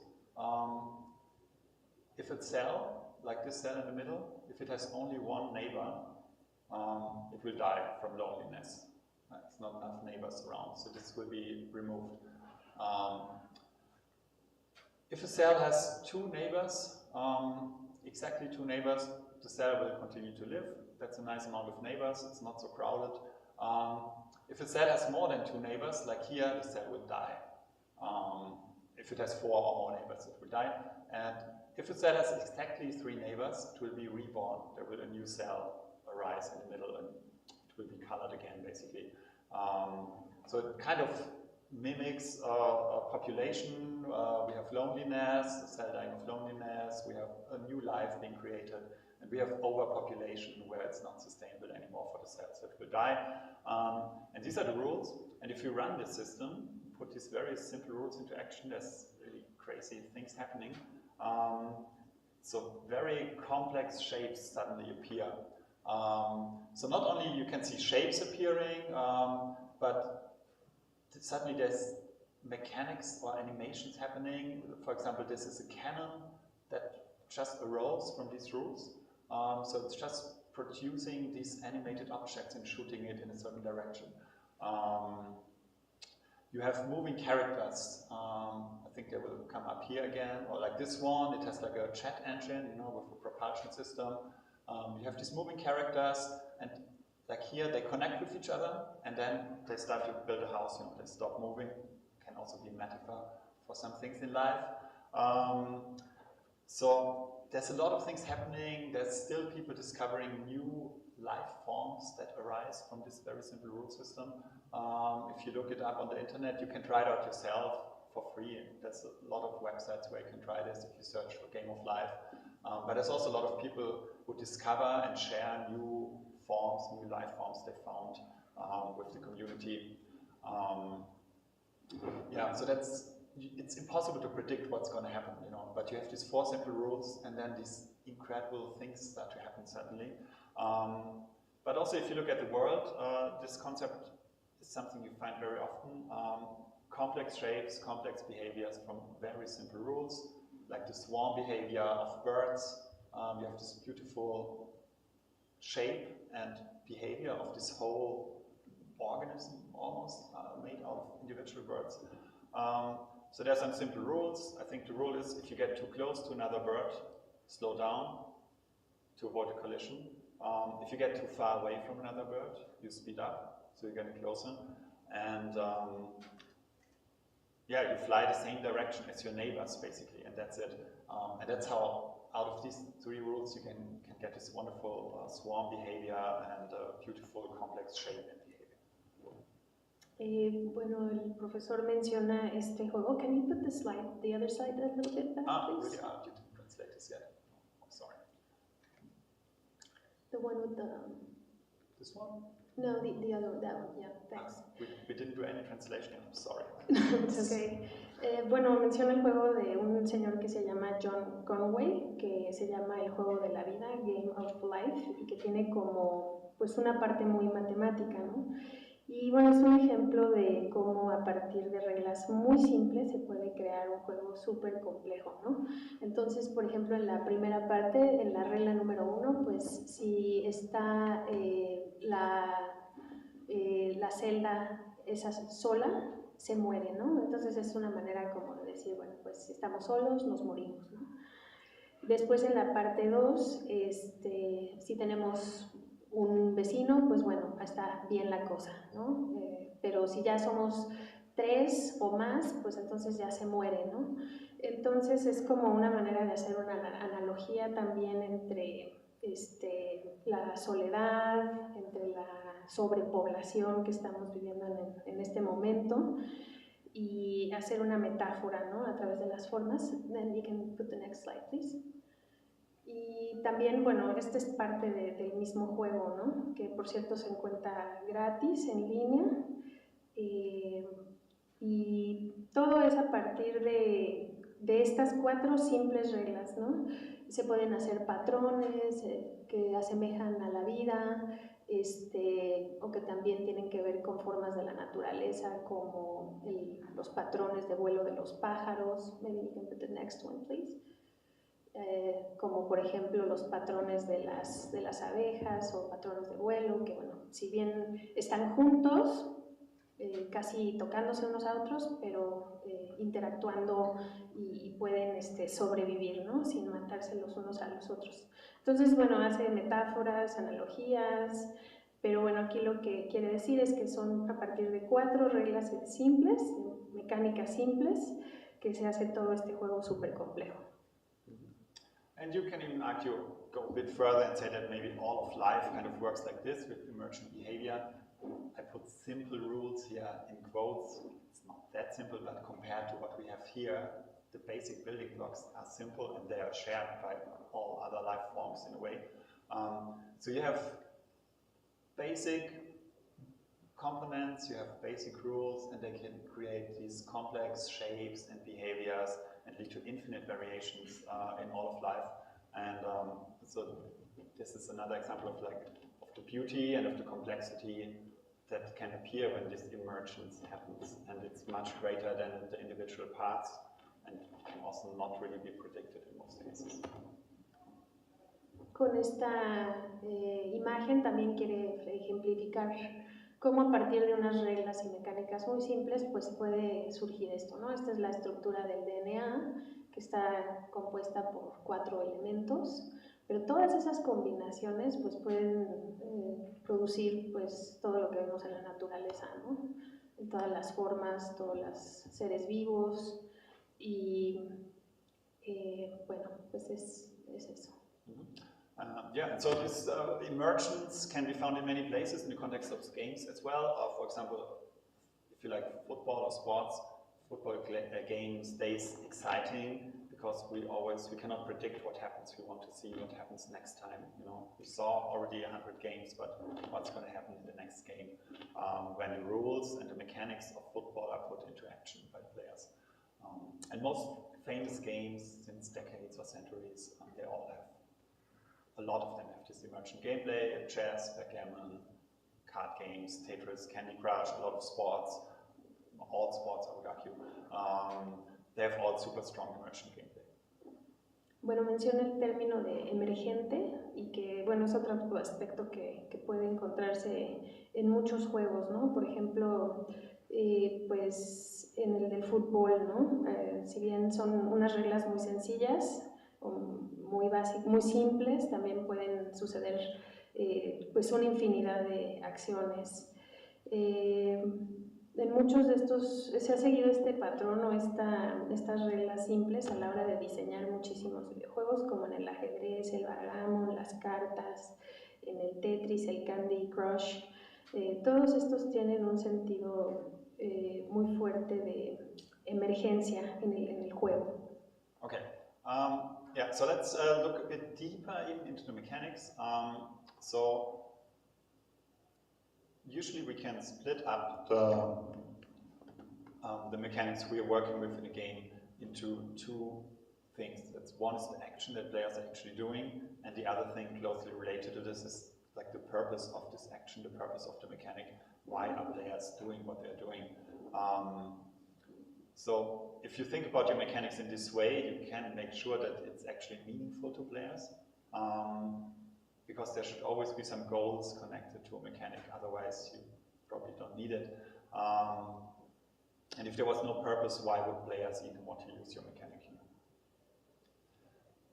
Bueno, podemos ver a mayor profundidad también este aspecto de las mecánicas y preguntarnos por qué estamos haciendo o por qué está haciendo esta acción y cuál es el propósito, a qué se quiere llegar, qué se quiere hacer, ¿no? Por ejemplo, en el Tetris, en el ajedrez. Y pensar de esta manera hace que pues, la mecánica, las reglas que pongamos, pues tengan un sentido, ¿no? En el jugador, que tengan un propósito, porque si no, bueno, eso puede, pues por supuesto, confundirlo, ¿no? Y preguntarnos, bueno, ¿por qué habría de poner esta acción o esta mecánica? ¿A qué quiero llegar, no? Preguntarnos qué relevancia tiene. And I would argue that players actually don't care about the mechanics or about the actions too much, but way more about the purpose here. So, because if you ask somebody that's playing a game or to describe a game, they're usually not saying, I'm running and shooting or something, but they're saying, yeah, you're fighting enemies in this game, or in chess, they don't say you move. If you ask somebody what is chess like, they don't say you move pieces, but they say, yeah, you move pieces to capture the opponent's pieces, you know. So the purpose, I think it's way more descriptive and more exciting to the players than the actual action of the mechanic, which is often very basic. Para el jugador tiene mucha más relevancia pues saber qué es lo que va a lograr con determinada mecánica, ¿no? No es que se pregunte, si le pregunta a alguien, bueno, ¿de qué trata el juego? Bueno, pues corro, salto, o muevo fichas a lo largo del tablero, sino que más bien pues se habla del objetivo que se logra, ¿no? Pues el chiste es llegar a tal nivel y pues voy a obtener determinada cosa, ¿no? Igual en el ajedrez, pues bueno, voy a ganar o voy a ser el ganador. Entonces, bueno, el jugador piensa más en lo que va a lograr y no tanto en las mecánicas en sí. So, usually these actions or these mechanics are not just performed one time, but if you look at all of these examples, you know, you move a piece in chess to capture another piece. You shoot in a shooter game like Doom to remove or kill the enemies. You match up 3 candies to destroy them and make space so the map can change in Candy Crush, and then you do it all over again and again and again. So, for example, if we have a core action like fighting monsters, then we can ask the players, okay, why do you actually want to fight monsters? What is the purpose of this action? And, you know, I said earlier, you use the core mechanic tens of thousands of times, or maybe even more, so it should feel fun. That might be one reason why they want to fight monsters, because it's just like kinetic or haptic fun. But usually there's like a bigger purpose why you're doing what you're doing in the game. So in this case, we can say, okay, our action is to fight monsters. Why are players actually doing that? Why do they want to fight monsters? Because we give them some kind of reward. Let's say we give them some gold or some diamonds or whatever if they fight successfully. Bueno, algo que podemos preguntarnos es, bueno, si bien las mecánicas las van a estar haciendo una y otra vez los jugadores, pues si le pregunta a alguien de qué trata este juego, pues no van a decir, bueno, nada más se trata de correr o saltar o matar, sino de lo que se logra, ¿no? El objetivo a lo que se llega. Bueno, pues va a haber tal recompensa, ¿no? Voy a ganar oro, por ejemplo, o me voy a convertir en el campeón mundial, lo que sea, ¿no? Siempre tiene que haber o puede ser también una razón de que sea algo de manera táctil o kinestésica, divertida, ¿no? Pero bueno, el jugador siempre va a estar pensando en lo que va a lograr, no tanto en la mecánica, ¿no? Okay, so the players fight, they use the action, the fighting mechanic, or like some kind of battle mechanic to fight monsters. Why? Because we give them a nice reward. But why do they even want a reward? What meaning does the reward have for players? So we need to give that meaning as well. And let's say we give them the possibility to buy things, buy some stuff in games, maybe to get stronger or better, or to just look nicer in the game. If it's a multiplayer game, they get a nice armor or something. Sí, habla de la importancia de las recompensas, de repetir estas acciones o de las mecánicas y preguntarnos, bueno, ¿qué es lo que se va a obtener? ¿Qué es lo que la experiencia significativa, la emoción, va a lograr algún título o va a ser algo que una armadura especial en el juego o que se vea cool? Siempre como pensar en la recompensa, lo que se va a obtener. Okay, so fight to get rewards. Why do you want rewards? Because you can buy stuff. Why do you even want to buy stuff in a game? So we also need to give meaning to that. Because this way they can fight monsters even better, and they can do this to get more rewards, to buy more stuff, to fight monsters even more, and you can see how this goes on and on and on in our little action monster game here. Sí, bueno, el que haya un sentido, pues evidentemente motiva y anima al jugador a seguir jugando el juego, y pues el que haya una recompensa también lo anima, ¿no? Saber qué va a obtener de determinada cosa. Esto crea una dinámica que quiere más, quiere seguir y seguir y seguir y seguir. So game designers described this loop of repeating actions with a purpose, what I talked about before, as the core loop or core gameplay loop or primary loop. As always, there's no fixed terms for anything in the game industry, but you hear these terms talking about like this basic loop of events that's at the core of your gameplay. Otro concepto, bueno, es el loop, bueno, que es como esta repetición constante de una acción, y pues estos loops crean también involucramiento, engagement, un gancho para que se repita y se repita y se repita la acción. So what you see here, this loop of action, reward for your action, expansion, reward, and so on, is a typical loop you find in many free-to-play games. If you play like free games on your mobile phone, they want you to continue playing for a very long time and buy things in the shop, you know, so the developers can earn some money from the free-to-play game. And this is called a compulsion loop because it keeps players in the game. You cannot stop. You cannot stop if you are in this loop in many cases. And that's what free-to-play developers want. Sí, que bueno, estas son estrategias que se utilizan, ¿no? A la hora de diseñar juegos, estos patrones de estar repitiendo una acción, obtener una recompensa, quizá comprar algo y repetirlo esto una y otra vez. Esto se puede ver por en muchos juegos libres que hay en internet que no tienen costo. Es como una estructura o patrón de estar repitiendo la misma acción, ¿no? De manera circular. So I talked about the game beats before as a way to structure your idea and your concept.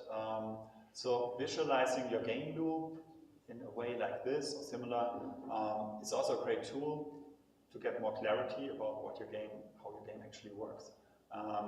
And also why your players are actually doing things. Don't just give out rewards, but why, what meaning does it have? What meaning does it have to buy things in shop and so on, you know? And you also visualize the desire players have, because you give players a desire to continue in the game through this loop, basically, if you think about it and put it on paper at some point. So yeah, the loop is basically the fuel for the loop is the desire to progress of the players. And if they desire to progress, you know, they have some anticipation. Oh, I want to win this fight. Okay, I got a reward, yes. And I want a reward, yes, because then I can finally buy the armor I was waiting for. So you give them a desire, and once the desire is fulfilled, in the next step, you know, some dopamine, maybe it's released in the brain, or some endorphins. It makes the players a little bit happy because the desire you gave them is fulfilled. And you have another desire, and it's going to be fulfilled, and so on and so on. So this is also kind of a loop of desire and happiness, maybe, that you can visualize here, what might go on in the player's brains. Entonces, bueno, esta es otra estrategia que se usa, este ciclo, ¿no? Visualizar como todo el ciclo de juego, ¿no? Con todas las acciones que establecimos con los bits del juego. Es una manera también de tener un panorama general, qué acciones se integran, qué se obtiene, cuáles son los logros. Y bueno, pues esto en la parte también emocional pues va generando deseo del jugador de progresar, de que quiere jugar más, de que se involucra más, de que quiere pasar al siguiente nivel, y también va creando expectativa, ¿no? Y por supuesto que va en el camino a lo largo del juego, que genere endorfinas y dopamina, y pues también va a hacer que quiera jugar más, ¿no? Entonces, tener como todo este panorama general del ciclo, pues es otra estrategia que pueden utilizar para el diseño. And you can also use your skills as artists and designers to make this feeling of happiness you want to give to the player even better. So if each of these steps really feels good, like it gives really strong feedback when you get a reward, visual feedback, animation, sound, the reward maybe feels valuable in the narrative and so on, then it's even more important that you get a much stronger emotion out of the players by using, as I said before, not just a gameplay, but also you can use sound, art, anything you have to give strong feedback to the players in each of these parts. And this should give you a pretty good base for your game. Sí, entonces bueno, que pues ustedes como artistas pueden apelar también a pues toda la parte visual, a toda la parte sonora, expandirla, jugar mucho con todo eso para lograr que haya más involucramiento y deseo sí, de involucrarse en el juego, ¿no? Que haya mucha emoción. Entonces usar todas sus habilidades artísticas y de diseño. Okay, so this is an example for a very simple core gameplay loop. I brought or found some examples from other games we can have a look at maybe to see how this can work in products you might know or games you might know. For example, Pokemon Go or general, most Pokemon games have a similar loop. You explore an area.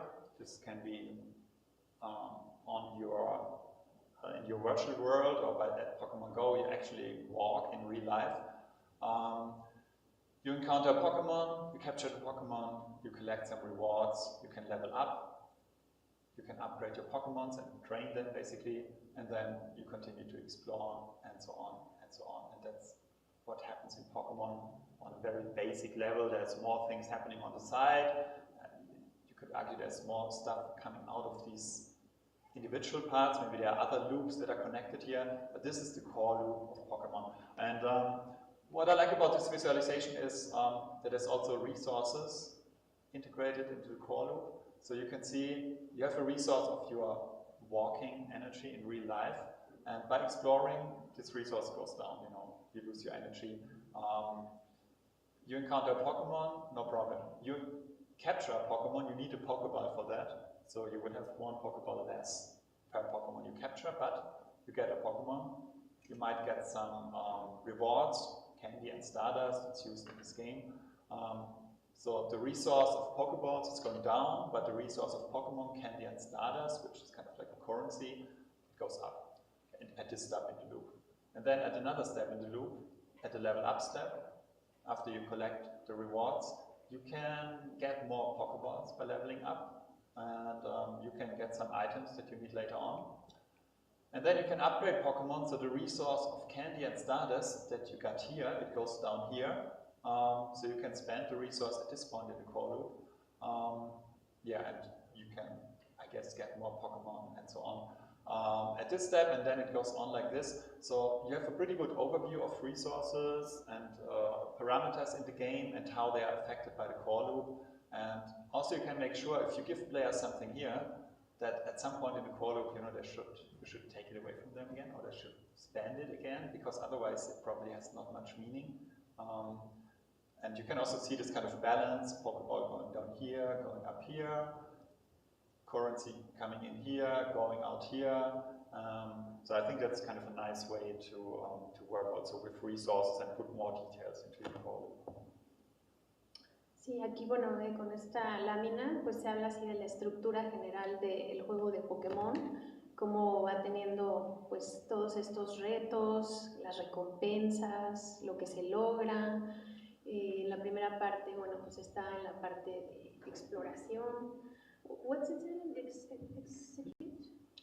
Encounter. Sí, explora, después se encuentra, después captura, y ahí pues tiene la opción de canjear, por ejemplo, pues dinero, o si bien va a perder una Pokéball, una pelota de Pokéball, pues compra cosas, ¿no? Y bueno, en el siguiente nivel va recolectando y va subiendo de nivel, y entonces en el último nivel ya puede volver a comprar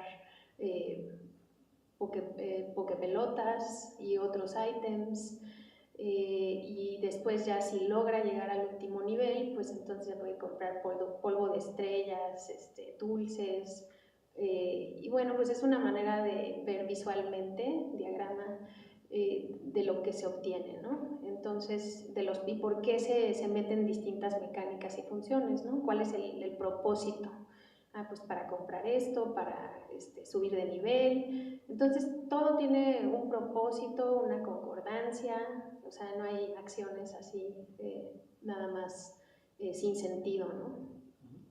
So another example, Clash of Clans, also a free-to-play game. I think I must say I didn't play it, but it's a nice visualization of how loops could also work. It doesn't always have to be a straight loop, but here we have two loops that are integrated into each other.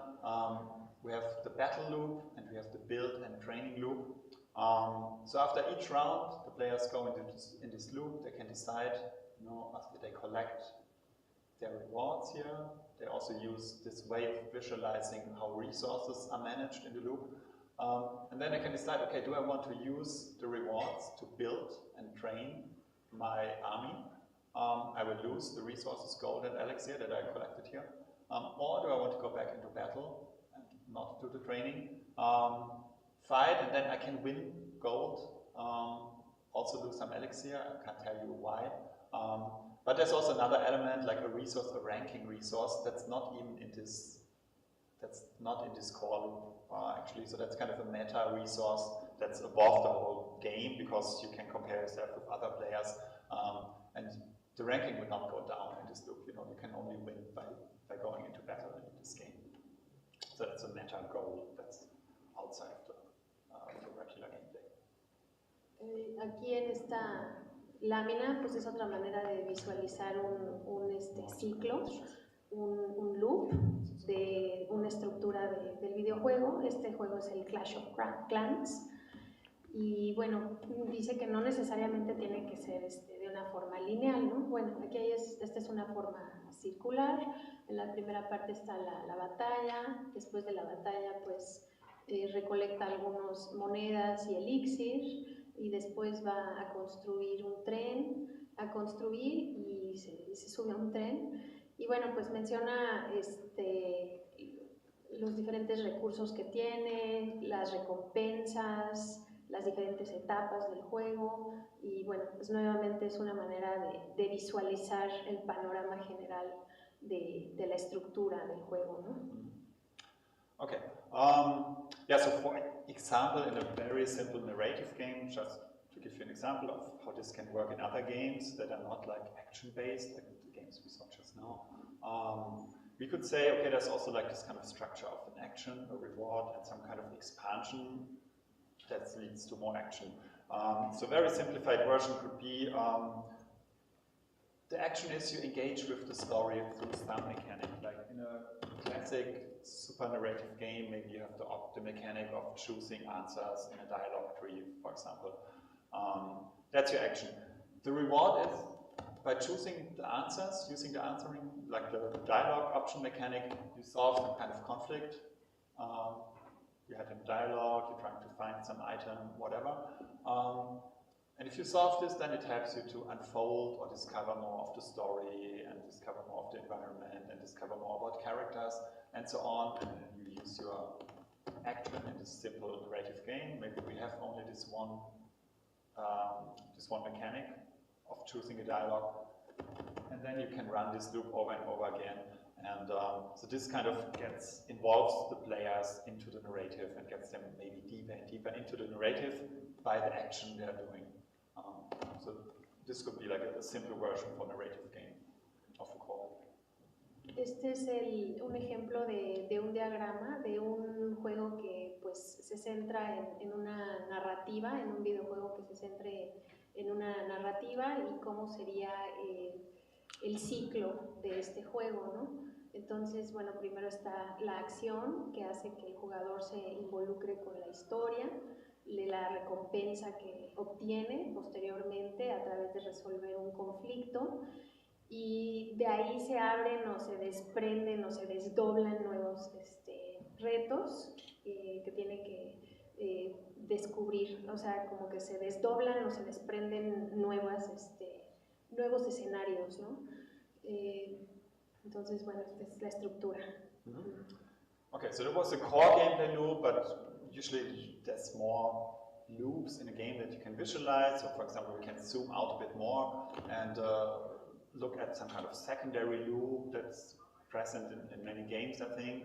Or zoom even more out, have like a meta loop that's maybe not so relevant in this case. But for example, here, if we look at the Super Mario World, so there's like a core gameplay loop when you're actually in the level.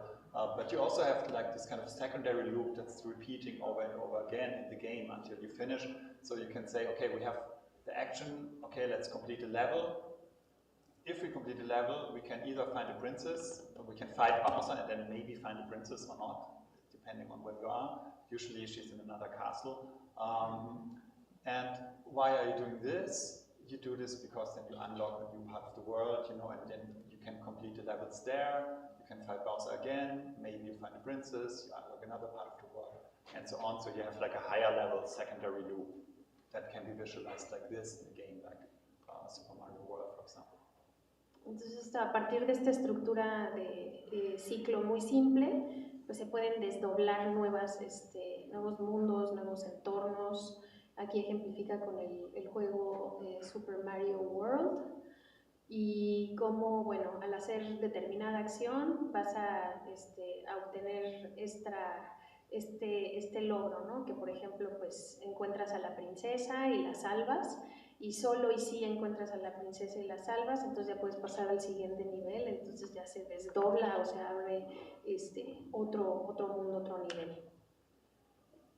Pero en esencia, bueno, pues es una estructura muy básica, ¿no? Y qué tan grande puede hacerse, pues ya es en dependencia del diseñador. Okay, I have to close the presentation for a moment because it seems I'm running out of battery. Ah, no, it's loading. Okay, so the plug is out. Okay, yeah, so you can call this a primary and secondary loop, or core loop, or micro and macro loop. No fixed term. I think another way of looking at this kind of loop structure is also like by using time. So what is like a 30-second loop in your game? What happens every 30 seconds or 10 seconds, depending on the game? What's the 10-minute loop of your game? This would be like in a mobile game, maybe one play session. You know, players start a game and they play for 5 minutes, 10 minutes, and then the bus comes or whatever, their lunch break is over. So depending on the game, you can use these times also as an indicator for your loops, 30-second loop, 5-minute loop, or 10-minute loop, and maybe like a 10-hour loop or 5-hour loop, depending on your game. Like, is there like a bigger structure that you can describe? And what happens during these times in your game, basically? Sí, que otra manera de establecer los ciclos es con la temporalidad, ¿no? Con la duración que tiene determinada etapa del juego. Básicamente, en síntesis, es eso, el tiempo. Okay, so I introduced this way of visualizing your game loop also as like a design technique or a conceptual technique because it helps you understand your game better and what players are doing in your game and why they're doing it. It also probably helps your programmers a lot if they understand this system in a visual way. And so this final example is from a game I worked on in Japan. I just call it specific loop because this way of visualizing game loops can also be used in many other places. For example, if you have a trading system in your game, it makes sense to really visualize how this system works and how resources are added and taken out at different points in the loop of a trading system. Or here, that's basically the logic or the loop of like one of the boss battles in Shadows of the Dam. It's really hard to describe in a team how this special event boss battle works. There are many different mechanics this boss has in the game. Our player has different mechanics he can use. There's some aspects of the environment that are important for the game, or for this boss battle. So for each boss battle we had these like super complex visualizations. They are basically a loop of this boss battle because it takes a while. You have to do these things a lot until the battle is finished. But there are also some ways to get out of the loop. For example, you know, if this guy lands a 3-hit combo, you're knocked down, and then if he does a finishing attack, then you're basically out of the game. So So yeah, this is a super like complex way. I don't think anybody will understand. Even I don't understand it anymore after 12 years not looking at it. But at this point in development, it was super useful, especially because the team did consist of maybe 8 foreigners, not Japanese people, as lead designers mostly, and then a very big Japanese team of over 100 people, and it was really hard to communicate like complex ideas. So all of the game design documents, in the beginning when I started there, the design documents were all text-based, basically written in Japanese, translated into English, or written in English, translated into Japanese. And at some point, as the game was about to get cancelled, because it really did not work like that, our new director started to make everything super visual. So you didn't need didn't have a language barrier. Japanese designers could understand this, Western designers could understand this.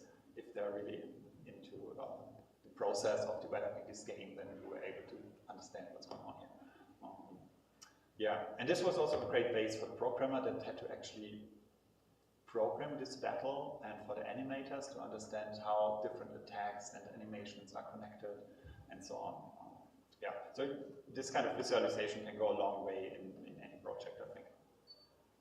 Bueno, pues este es un ejemplo de una visualización de un loop o un ciclo en el juego bastante compleja, ¿no?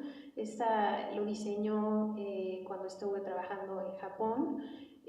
Había 8 directores, creadores, creativos diseñando el programa y más de 100 programadores y artistas y otras personas involucradas en la ejecución del proyecto, ¿no? Entonces, bueno, ponerse de acuerdo pues era bastante complejo también. Y bueno, aquí lo que quiere mostrar es cómo pues esto sí tiene un ciclo mucho más complejo, ¿no? O sea, si el personaje logra determinada acción, solo y sí se abre este nuevo portal, pero si no lo hace, pues entonces pueden pasar como muchas otras cosas, ¿no? O sea, es una manera muy compleja de diseñar a partir de las mecánicas básicas, ¿no? Entonces, bueno, el profesor estuvo participando en el diseño de este videojuego. Okay, so we're almost done for today. Tomorrow I will show you how mechanics and loops we talked about today can be used to keep the players engaged, to keep the players motivated in the game. And also we get even more technical by zooming in even deeper into like the atomic little parts of gameplay. So yeah, I hope I see you back tomorrow. Thanks. Bueno, pues ya para concluir, bueno, este ha sido todo un panorama general de las mecánicas y de los ciclos y la relevancia que tienen en los juegos.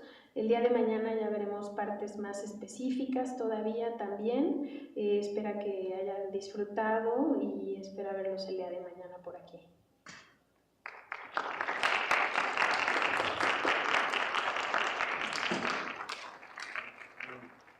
Okay, one more thing, we still have the daily quest. Sorry. Okay, as before, you can scan the code at the end and you find your 2 quests this time related to today's lecture. So one is about the conflicts and mechanics you can find in your day or in your life. Maybe you observe some situations where there are some conflicts during the day, like people having an argument, or there are some situations where there's a competition, who's going to start first at the traffic lights or whatever.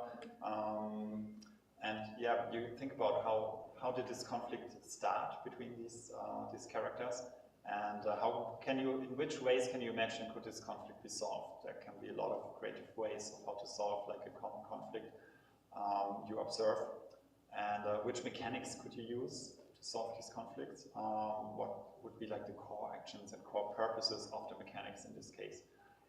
And also, as before, same applies to the games you're playing. Observe what are the actual conflicts and mechanics, what are the core actions and core purposes of the mechanics in the games you're playing. These are all things you can write down in your game design notebook. Para el reto de ahora, que ya escanearon el código QR, ¿ya lo escanearon?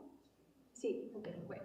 Entonces, Pues aquí el propósito de estos es que estén muy alerta de en su vida diaria, ahora que salgan, de cualquier situación en la que haya algún conflicto, cuál sería como las posibles mecánicas que diseñan, no sé si por ejemplo están esperando en el alto y a ver, ven quién se arranca primero o quién empuja a quién en el camión y como imaginar qué posibles conflictos se puedan generar, qué mecánicas se integrarían, diferentes posibilidades que podrían ocurrir en estas experiencias de la vida diaria que tienen ahorita y que las anoten en su diario de videojuegos o en su diario visual. Y es nuevamente como animarlos a estar anotando todo esto, ¿no? Porque, bueno, nuevamente pues es a partir de todas estas experiencias diarias que pueden tener muchísimas ideas, ¿no? A la hora de imaginar, crear, diseñar sus videojuegos. Okay, and the second quest, and the last one for today, relating to the game loops, look for repetitive patterns or cycles that you can notice in city, in nature, in your life. I have examples like traffic or work,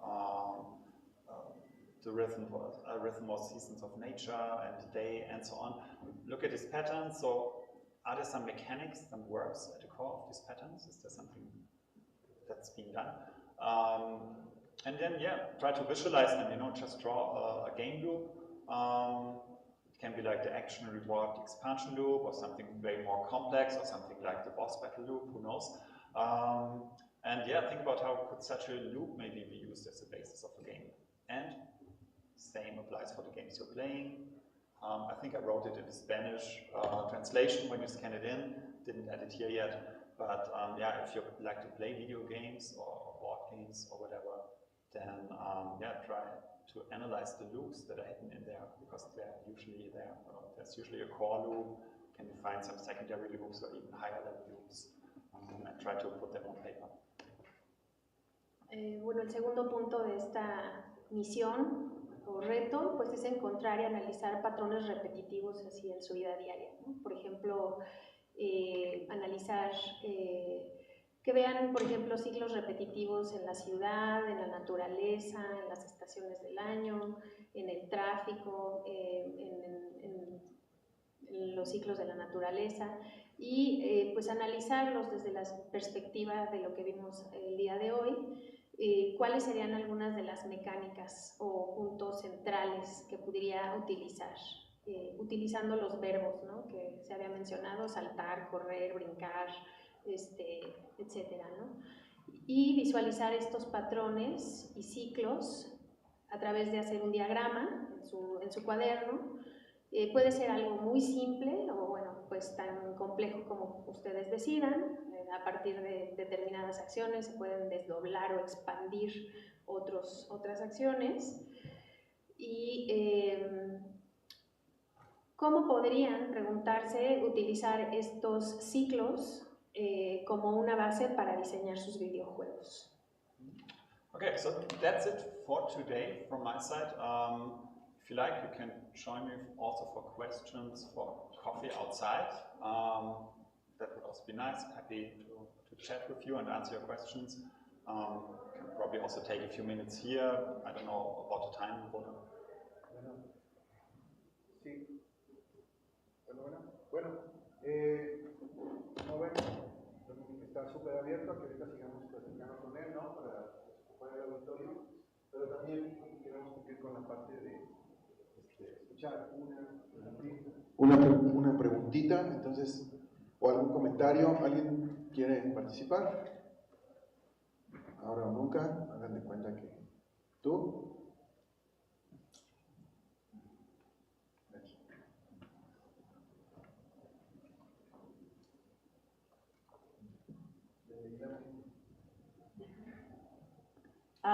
Bueno, ¿en español o en inglés? Bueno, pues me gustó mucho la plática. Como apenas me estoy medio interesando realmente en crear videojuegos, siento que me es muy útil todo lo que estoy explicando y siento que me ayuda mucho a analizar los videojuegos que yo misma juego y pues me agrada mucho. Muchas gracias. ¿Alguien más? She says she's very happy to be here, and even though she's new in all this video game thing, she found very meaningful all what she had explained, and also she has reflected on what she has played so far herself, so she wants to thank you. Oh, yeah. Thanks so much. Muchas gracias. Very happy to hear that.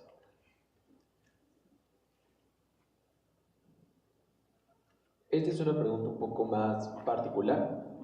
Ahora que estábamos viendo las mecánicas de un juego, las de core, las secundarias, a mí me surgió una duda con un juego en particular. Hace poco estaba jugando Metroid Prime y las habilidades con Samus van pues saliendo conforme vas explorando el mapa, pero justamente tenía dudas si este tipo de habilidades, en qué tipo de espectro de mecánica es, puesto que son de repente habilidades muy específicas que te ayudan a avanzar en el mapa y no puedes seguir si no has obtenido dicha habilidad.